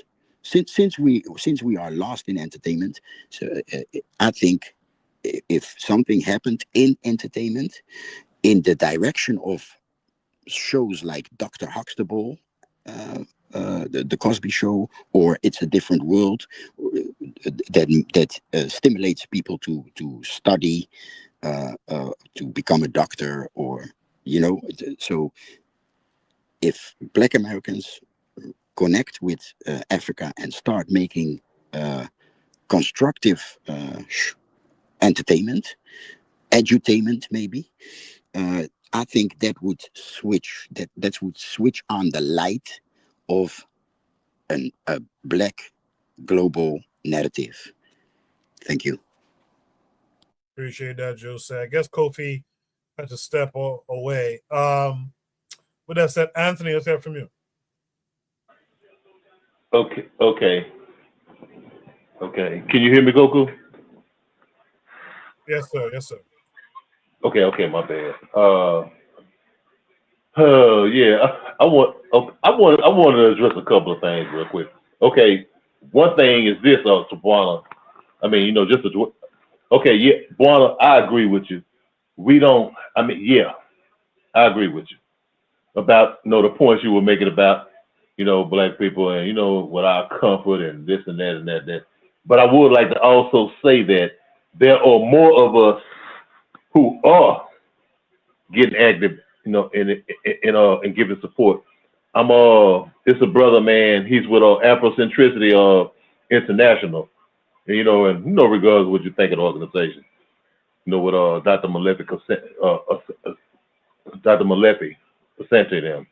But this brother, his name is Luwezi Kinshasa, and he's from Congo. And it's another brother. He was a professor, man, Dr. Ya Langeni. And so we had been trying to communicate with him, man, trying to get a lowdown, try to learn as much, because you want to know about what you're talking about. And so it's some brothers and sisters that I've been talking to, man, from the Congo, from the continent. We've been dialoguing, man, and they've been educating me, plus, I've been doing my own studying and everything on things that are happening in the Congo. I did a post today, man, I got a t-shirt that says Free the Congo, that I had on IG today, man. But like, it's I am trying to connect with brothers and sisters that's from the Congo, man. They are political activists from the Congo, from the continent, and people who are in the movement, man. Brother Shakara, we've been talking, and we're trying to get some stuff together, man. So it is where it's not where it need to be, as far as the support, but we getting there. We making headway. We're doing something. So I wouldn't say that, we ain't doing, that, we not, and I know you didn't say that, but we are doing some things. There are some of us, there are a lot of us who have a lot of conscience, man. Some brothers who I'm dealing with right now, and I'm thinking about, getting with them. It's called the NBUF in Houston, the National Black United Front. And they doing some good things too, man. And they are, it's a lot of, we got a lot of groups, man, and some of them I don't, I'm skeptical of, man, because I'm like, I want to find a group that I could be home with, that that have our ideas, what I'm saying, the things that me and brothers on this panel, and others that we have, the kind of ideas that we have. And it's so hard, man, because like I done joined 2 of them, man, and I'd be like, man, these people ain't serious, man. And so, but I think these brothers, these brothers and sisters got their head on right. I'm trying to check them out, but that's a big thing to me, because like the Congo is real big to me. I've been doing Koku. I done sent you stuff by the Congo. You could tell them that. I've sent you a lot of stuff about the Congo. Yes, sir. You know, yeah, and I mean, as much we look at a brother like Paul Kagame, the things that he's done for his country, the miracle he's worked. Paul Kagame is one of the worst bastards that ever lived, man. As far as in Africa, for our people. I'm talking about us. I ain't talking about nobody else. You know what I'm saying? I'm talking about him. This man is a devil, man. And not only him, he's a devil, and his homeboy, his comrade in Uganda, he's a devil too. Because both of them are fueling. I mean, they're not the main, you know, yeah, they got the West behind it. But we talking about the stuff that we do too, though, man. I mean, you know, the West gonna always have their foot in some shit. We already know them, and I ain't letting them off the hook. But I'm saying, these are two brothers, man, you know, who don't give a damn, man. I mean, for the hundreds of thousands and the millions of African people who losing their lives, man, the women who have been raped, the children who are being exploited, you know, in the mines and everything, and they are behind it because they fund, like I'm saying, they fund the organization that keep all the bullshit up, M23. You know what I'm saying? We need to call these fools in account. You know what I'm saying? You know, like I said, me and some other brothers, we trying to get contribute our small part. But you know, it takes all of us. It takes more than just a couple of us, and it's many other people who doing something. So, but I just like push back a little bit, you know, Barna, like just because you can't always see it, you know, and a lot of, you know, some people don't believe in running their mouth and talking. Some people believe in just doing stuff. You know what I'm saying? So I just want to say that part right there. I wanted to get to the other part. Anthony. When I speak, I don't mean to interrupt. When I speak, sometimes I always. I got you, Barna. I got you. I kind of got you right now. I know you didn't mean it like that. That's why I know you didn't mean it like that. Yes, okay. I know. I always say we. I always say we. You know. Yeah, I got you. Yeah. Hey, look, I know you didn't mean it like that because look here, I say it every day. I mean, the more and more I be kind of feeling like that Sister Marcus Garvey, the way I would say black folks ain't gonna do nothing. You know what I'm saying? I be like, we ain't gonna do a goddamn thing. You know what I'm saying? Because we know when you put forth the effort to try to do things, you know, and it's hard to get the traction, you know, to see it. But I'm saying there are many of us, and there are many of us on the continent, many of us across the diaspora who are doing things, man. Barna, you need to come and check out our social. Ask Koku. Check out our social media pages. Social media pages, man. We connecting with each other. We trying to do some stuff, man. The little bit that we can. You know what I'm saying? So anyway, that part. I wanted to go to brother to Kofi real quick, if I can, Koku. Kofi, man, look here. When I heard that shit, I'm talking about from Trick Daddy. When I heard that shit, and I seen it on IG, I seen it on Facebook, but it was, thank God, we didn't have to do nothing. A sister put his ass in check. Now this fool laid there coming with that old bullshit, that FBA shit, with that kind of bullshit, talking about he wasn't no African. But look how stupid he was. Now look how stupid this brother was. He said, I'm not no African. He said, I'm a Gullah Geechee. You know what I'm saying? He said he was a Gullah Geechee, not knowing that Gullah Geechee are the most proudest African people. You know what I'm saying? Gullah Geechee. And the sister, she has an IG page and a Facebook page, and she's a Gullah. She's a Gullah historian. And she do a lot of stuff. She got a book out right now, and she does a lot of stuff down there in Carolina. She in South Carolina, and her sister name is Akua Page, a young sister, about like 35, something like that. Akua Page, and she got on his ass on IG. She said, "Well, Trick Daddy say he's not an African, that he's a Gullah Geechee. His mama was Gullah Geechee from Charleston, South Carolina." And she said, "Well, look here, Gullah Geechee are African people." And she started running down the history and all of that stuff. And Trick Daddy was talking about how he eat rice and stuff like that, and all of that. And she was just breaking down, well, what the hell you think all this come from? You know, he really made himself look like a damn fool, you know what I'm saying? Because he's saying I'm not no African, but everything that he was bragging on was straight out of Africa. You know what I'm saying? So he was a Gullah. She was breaking out how the name come from and all the customs and the culture and everything. So, man, you know, when you hear these Negroes like this, man, you can't pay these. You know, you got these rappers and entertainers, your Kendrick Lamars and all these fools, they'll get up there and say all this dumbass shit. No, he run around somebody a Hebrew Israelite and they ain't like us and all this old shit. Man, you can't put nothing into these fools. But I understand where you got to go at them because they say things and words of sometimes power and translate to other people. You have other brothers and sisters out there hearing this shit and thinking it's cool. But yeah, you know, but the sister, I want the sister put his ass in check though, man. And we got to come off of this bullshit, man, you know, with this anti-African thing, like Malcolm said, how you gonna hate? You're gonna hate the damn roots of the tree, man. You know, and don't hate the whole tree because you part of the goddamn tree. And you know, this shit just make me sick, man. But I just want to say, Buana, there are some of us trying to do. We trying to do something, man. You know, you can't see it because we don't talk about it. We don't raise our voice much, but we trying. And I think that eventually we gonna get there. It ain't gonna be today. It ain't gonna be tomorrow, but we gonna get there. And I'm not off, bro. I'm sorry for going too long, Coco. No, that's good timing. That's good timing. In the chat, Trigger Happy 262 Plus said, I think I follow her. She had someone else with her that ran a YouTube page on the Gullah. Excellent channel. So he's speaking about that sister you just referenced, Anthony. With that said, let's hear from Takru. Takru, what are your thoughts on all of this?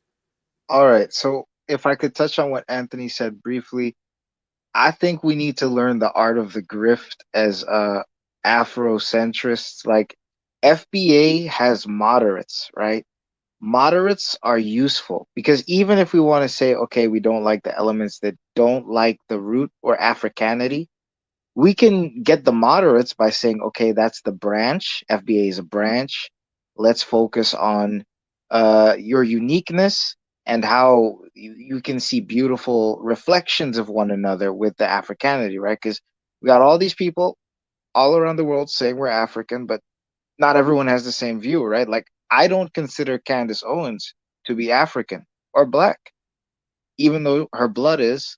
A culture, I think culture needs to dominate, but that's an aside. About the Arab thing, I think this prompt is a bit, it lacks one specific detail. Egypt and Israel had wars. Like, these people go way back, or at least they claim to go way back. And I'm not gonna lie, I don't want to say that the driver is low IQ, but Arabia isn't known for a high IQ. Not that I'm using IQ as a measurement of intelligence, but if you look up inbreeding around the world, one of the highest places of inbreeding, like the concentration, is in that region. And I'm going to go even further with this for a second. It's a bit of Arab slander, but he could have taken him not giving this guy a taxi ride isn't going to save a Palestinian life. It does nothing. Yeah, what message does it send? He doesn't get the money. If he got the money, he could have maybe bought some food or sent it to a Palestinian. You know, it's one of those things. It's like, what is your not giving him a taxi ride going to do? Nothing.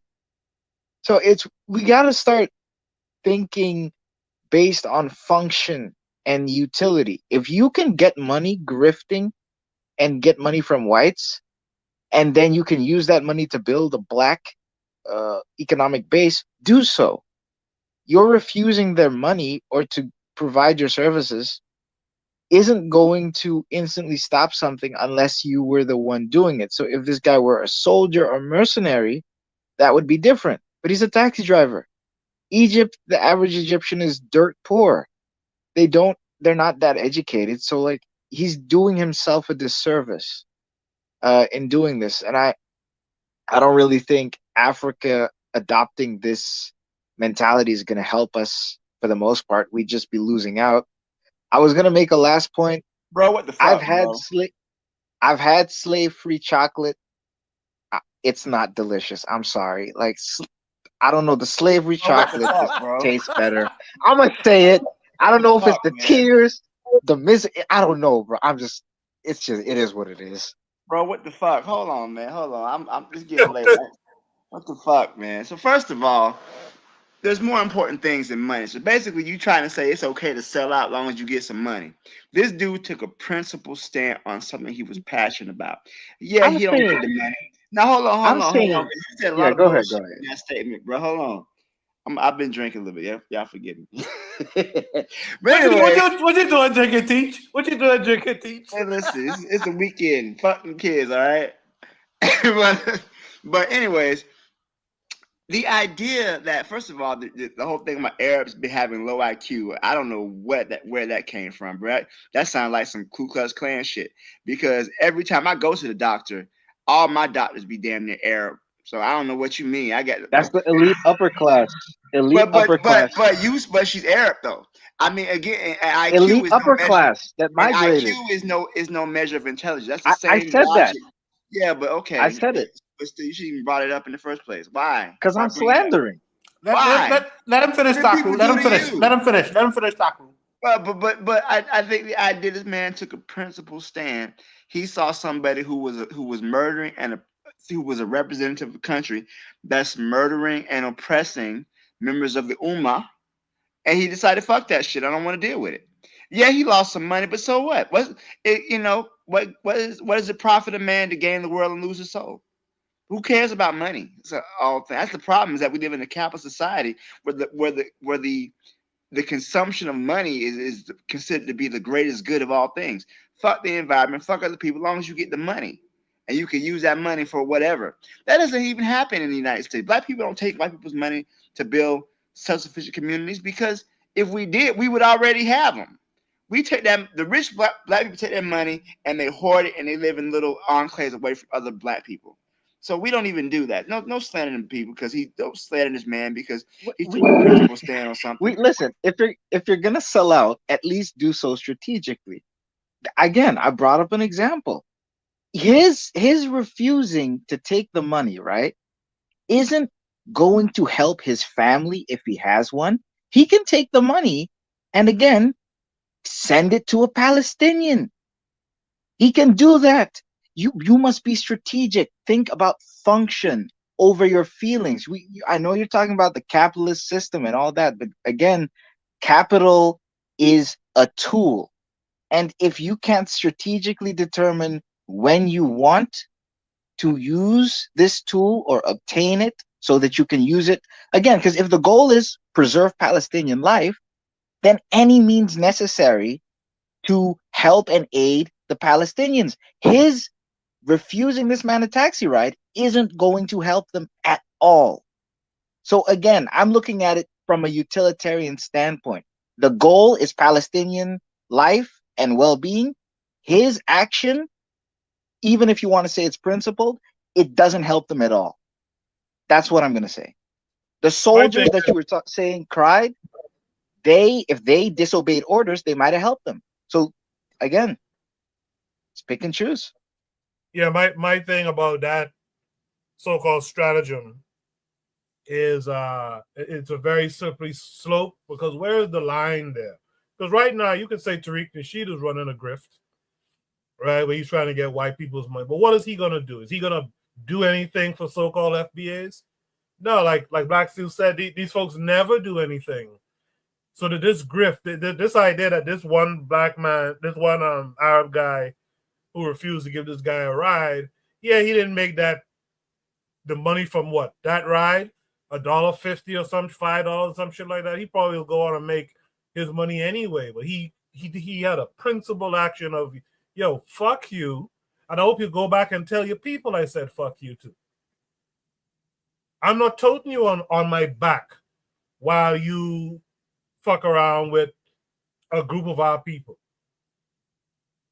And black folks need to learn that shit too. Fuck a grift. Just stand up and be principled and said, fuck that. You said Haitians was eating cats and dogs and shit, then fuck that. I don't think we have the luxury of being, principled, to be honest. That's my opinion.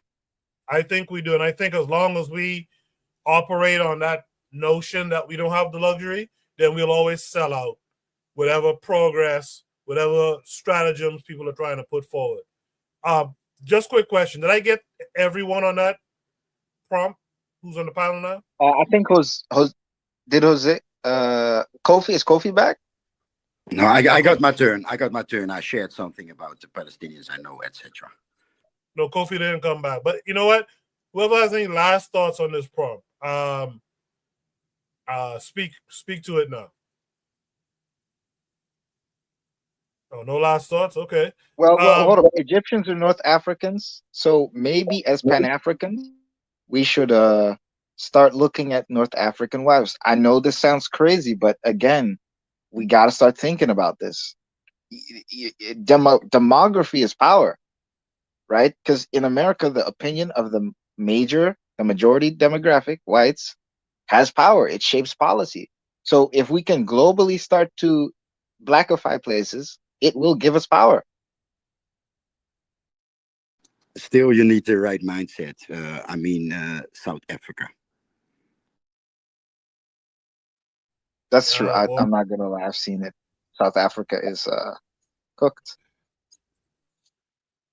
Well, that's the show South for Africa. tonight.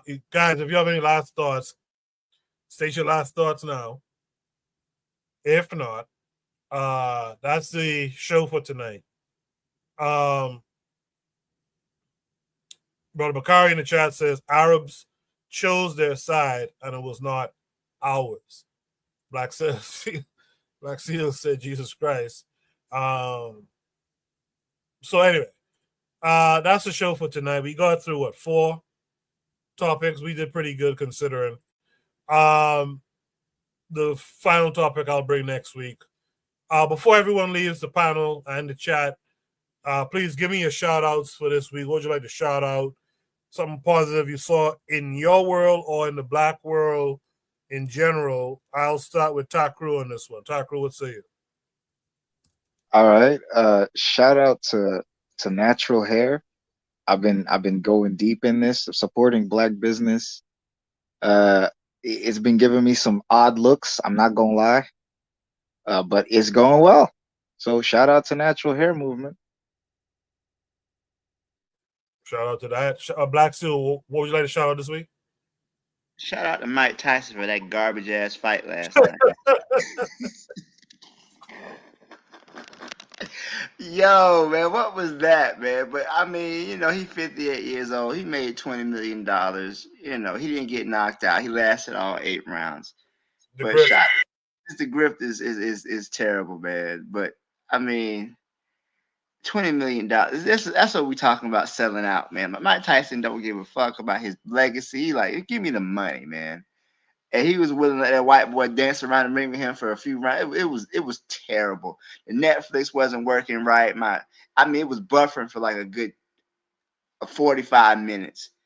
It was awful. But at least Mike got his money, so good for him, man. But yeah, that was a mess. All right, good night, everybody. Good show.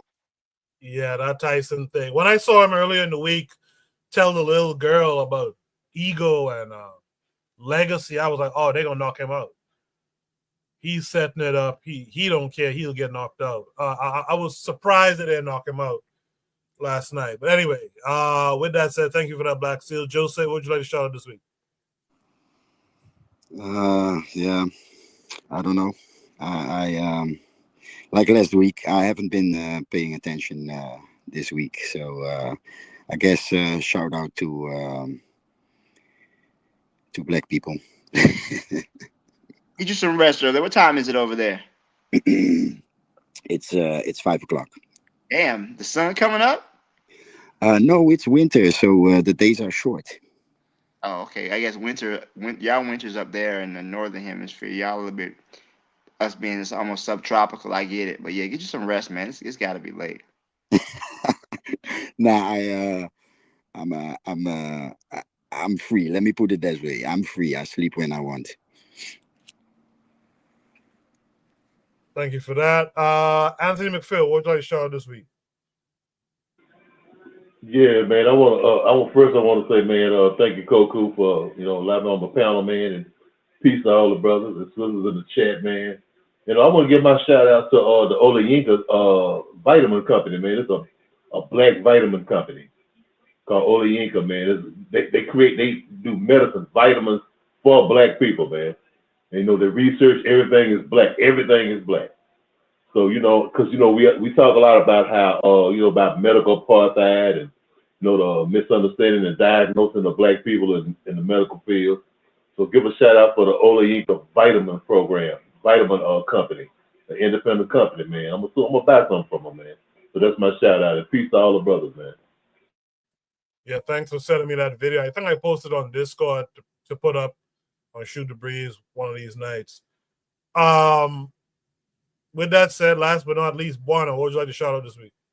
First of all, Anthony, put the .com, the link to that vitamin company in the chat so the brothers could do the investigation on it, get more customers. That's the first thing.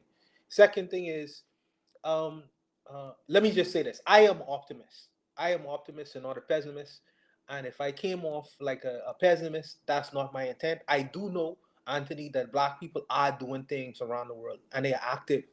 And I don't want to come off like I don't believe that black people actually ain't fighting and doing things that's productive in the world. So shout out to all my brothers and sisters globally who actively wake up every morning and try to get something off of the ground and do something for themselves and make themselves a competitive in this world.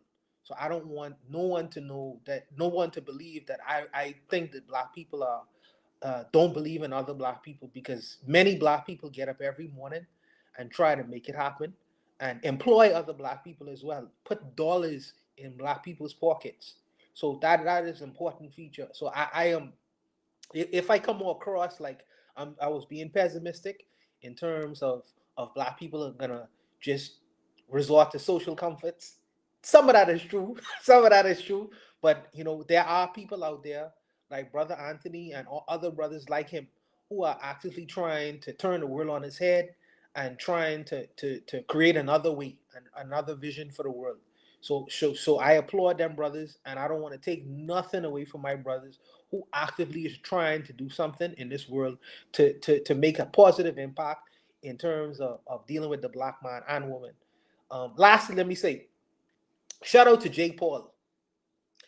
Jake Paul has... What the fuck?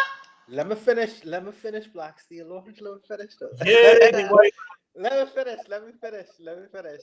Shout out to Jake freaking Paul. Because Jake Paul has proven the words of Marcus Garvey correct. Intelligence rules the world and ignorance carries the burden. Why do I say that? Jake Paul has never been a competitive boxer, ever. But what he has done is he has taken Mike Tyson, who used to be the figure of black male manhood, but he has been buck broken. Jake Paul just decided to buck broke him on Netflix TV for $20 million. But he's been buck broken. He is not my black man. I mean, he's not been that from a long, long time ago. You know what I mean? But he's been shown to the world as an example. Here's your black, strong, strap it, because they used to do this back in the day. They used to take the biggest, strongest black male slave and put him before all of the rest of the black slaves, and then buck broke him, beat him to a pulp. So to let, as an indication, to let all the other black slaves know, if you ever was to try even to test us, here's what's going to happen to you. And Mike Tyson took the check. As a matter of fact, he earned $20 million and Jake Paul earned $40 million. Jake Paul has never fought in a competitive boxing match ever. But he's leveraged the name of Mike Tyson, who's done all the fights. He's done all the fights. And he's leveraged a 50-year-old man's name and still has been able to earn $40 million more than Mike Tyson. And he's never fought in a competitive boxing match ever. It's a humiliation ritual. And intelligence rule the world, and ignorance carries the burden. And if black men don't learn from that example, what else example do you have for me on Black Steel? Use your brain, not your bronze. He's 58 years old, and now he have to sell his name. He sell his whole asshole name and all them boxing matches to this white boy who's never fought in a boxing match, because this white boy uses this friggin' brain. And Mike Tyson, he only rely on his bronze. And at 50 years old, he have nothing left. He has nothing left. So they use him as his plaything, just as they used Nelson Mandela after 27 years. The white man play with him because he's no longer dangerous no more. But what they're trying to do is tell the rest of the world, here's your big, strong, strapping black man. Let me buck broke him in front of you with a 27-year-old quote-unquote boxer. Why did he fight Deontay Wilder? Why didn't he fight someone? Why didn't he even fight Floyd Mayweather? No. We could take the strongest of y'all and show y'all before the world because he's willing to take $20 million. He'll do anything for money. And we gonna broke him in front of the world and show y'all how weak, stupid, and pathetic y'all are. And he took that money. So shout out to Jay Paul. Intelligence rule the world, black steel, and ignorance carries the burden. I'll leave it there. No, that's a good point. That's a good point. That was a humiliation ritual, what they did to Tyson. Sure enough. Hopefully Tyson will use that money to economically empower his He's gonna buy a white tiger. I see what you did there, Koku. I see what you did. That's very slick. Bakari wanted to discuss this Tyson topic longer. I told him he got to come up now if you're gonna do it. Oh, there he goes. Bakari, how are you this week?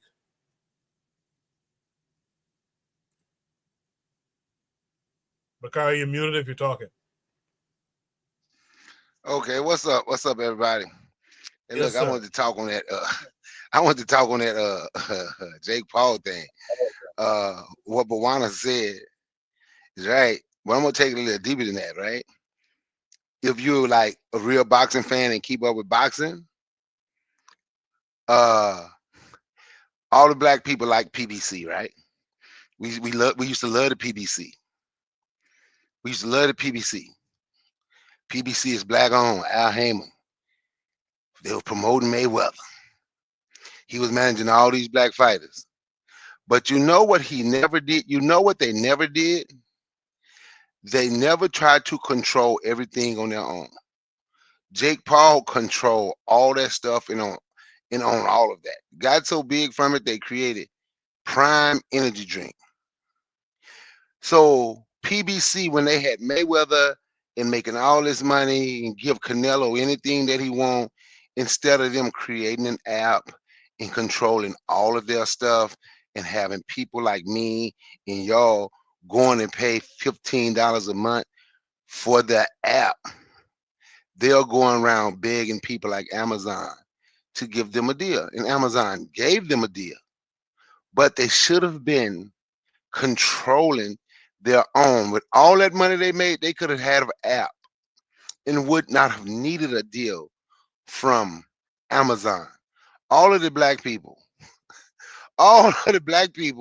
would have had the PBC app. So he set his fighters down. He didn't allow his fighters to fight. So some white boy who ain't never been nothing but a YouTube person has become the face of boxing on Black People Watch when he had all of the stars. He got Tank Davis now, but instead of promoting Tank Davis right, creating your own app where we can have everything. We could have owned it, would have run it. He had all the top black fighters. He could have had them all. But instead, they would rather want other people to front it for them. They have, and I'm just saying, I ain't giving no Jake Paul no damn shout out. Mike Tyson is an old man that need a cane half of the time, but I understand what Bawana was saying. Black Steel say there was what do you say? Embarrassment, a ritual to embarrass you, right? Did you see Black Steel? Yeah. Did you see his interview in the locker room after that? When he had on nothing during the interview, just had on nothing, then leaned over and kissed the man on the cheek after the damn interview. That's what I said. Humiliation ritual, man. literally had on nothing, and now he want to fight again. Say that. What's up, Anthony? Hey, what's up, man? I just want to say this real quick. How about them Southern University Jaguars and the Jackson State Tigers don't ever want to see us with that game y'all Hey, barely won. hey, look, it's already set in stone. We're gonna see y'all for the SWAC championship. Y'all won the West, we won the East. You know it's gonna be about 65,000 people at that game. I'm just gonna tell you, for 20 million, I'd fight Tyson and Paul, and Obama, and Kamala, and Michelle. I hear you, but you know what? But Bwana is right. This guy didn't have to fight nobody. Now, do y'all know who KSI is? KS1. Do you know who he is, Bwana? Yeah, he's in the UK, right? Yeah, I heard of him. I heard Yeah. him before. Yeah. Now I didn't know this till last night. Now this is a black guy. They say he's much bigger in the UK than what Jake Paul is in the US. They say he's much bigger, have more followers and everything. Say he's much bigger. That's how Jake Paul got known. Why didn't he fight KSI? Why did he fight KSI?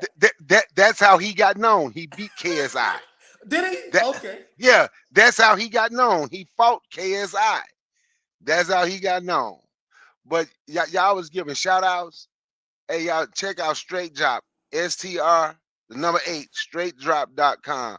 If you're looking to lose some weight, it's created by his brother and his sister.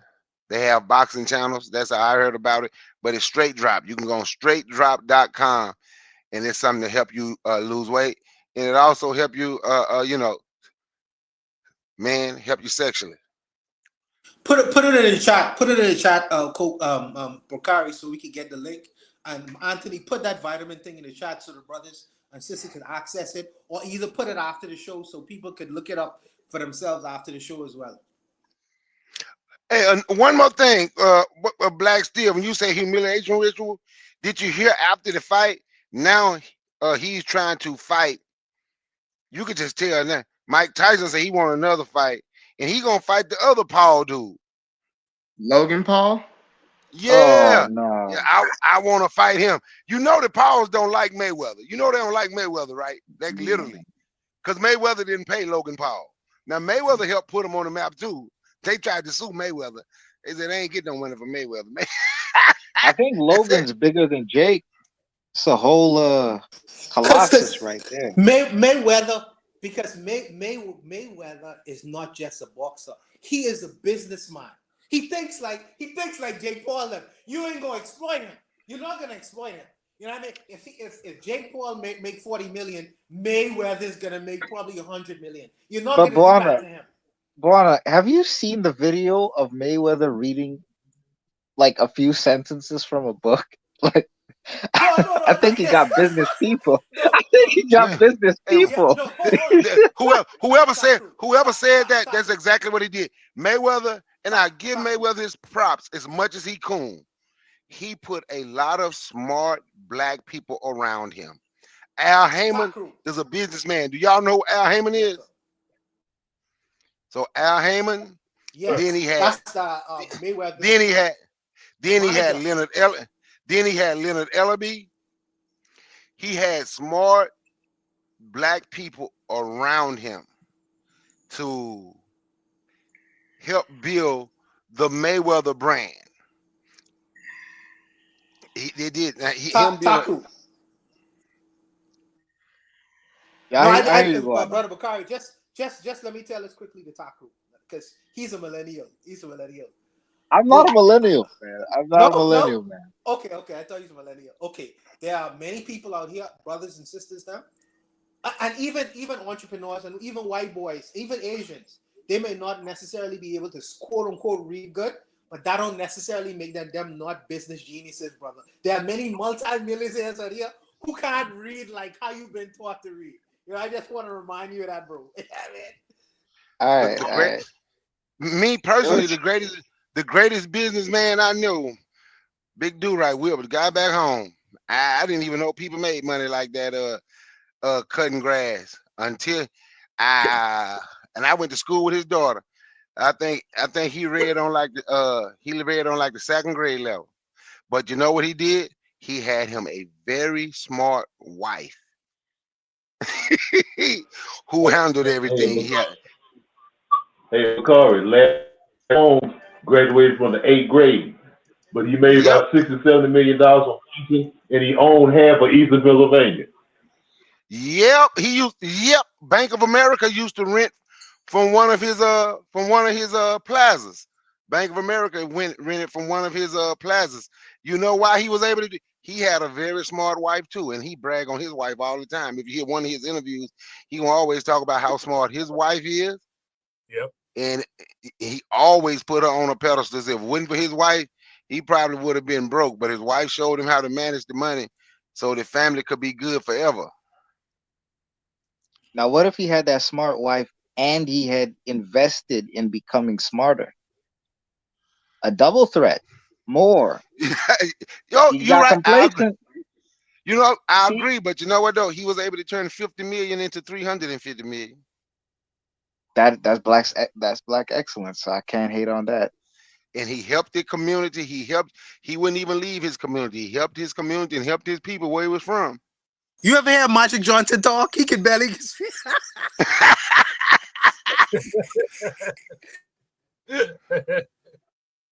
Y'all ain't right. Y'all ain't right. That's Magic Johnson called us stray. All right, man. Good conversation tonight, guys. That's 3.5 hours. We'll be back next week. Thanks, Brother Bakari, for coming on and talking about Tyson Paul for a minute with us. We'll be back next week. Until that time, I want everyone to check out all the other shows on KWAZ Radio. Make sure you check out Brother Bakari. Make sure you check out Forecast, Kofi the Black Critic, Realm in the Bush, The Matron, Oni, The Pro-Black Perspective, and Harsh Reality had a new episode last week. So check them out as well, man. We'll be back next week, like I said. Peace, everybody, man. Until then, you guys be good. Peace.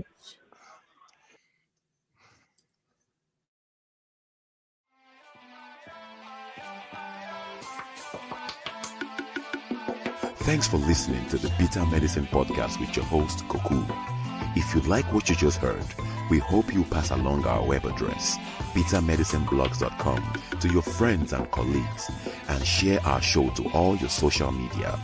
Be sure to check out our archive section on our website for previous podcasts. This has been a KWAZ radio production. Join us next time for another session of the Bitter Medicine Podcast. Follow us on Facebook at Bitter Medicine Show, Twitter, Bitter Meds, Tumblr, Bitter Meds, Instagram, Bitter Medicine.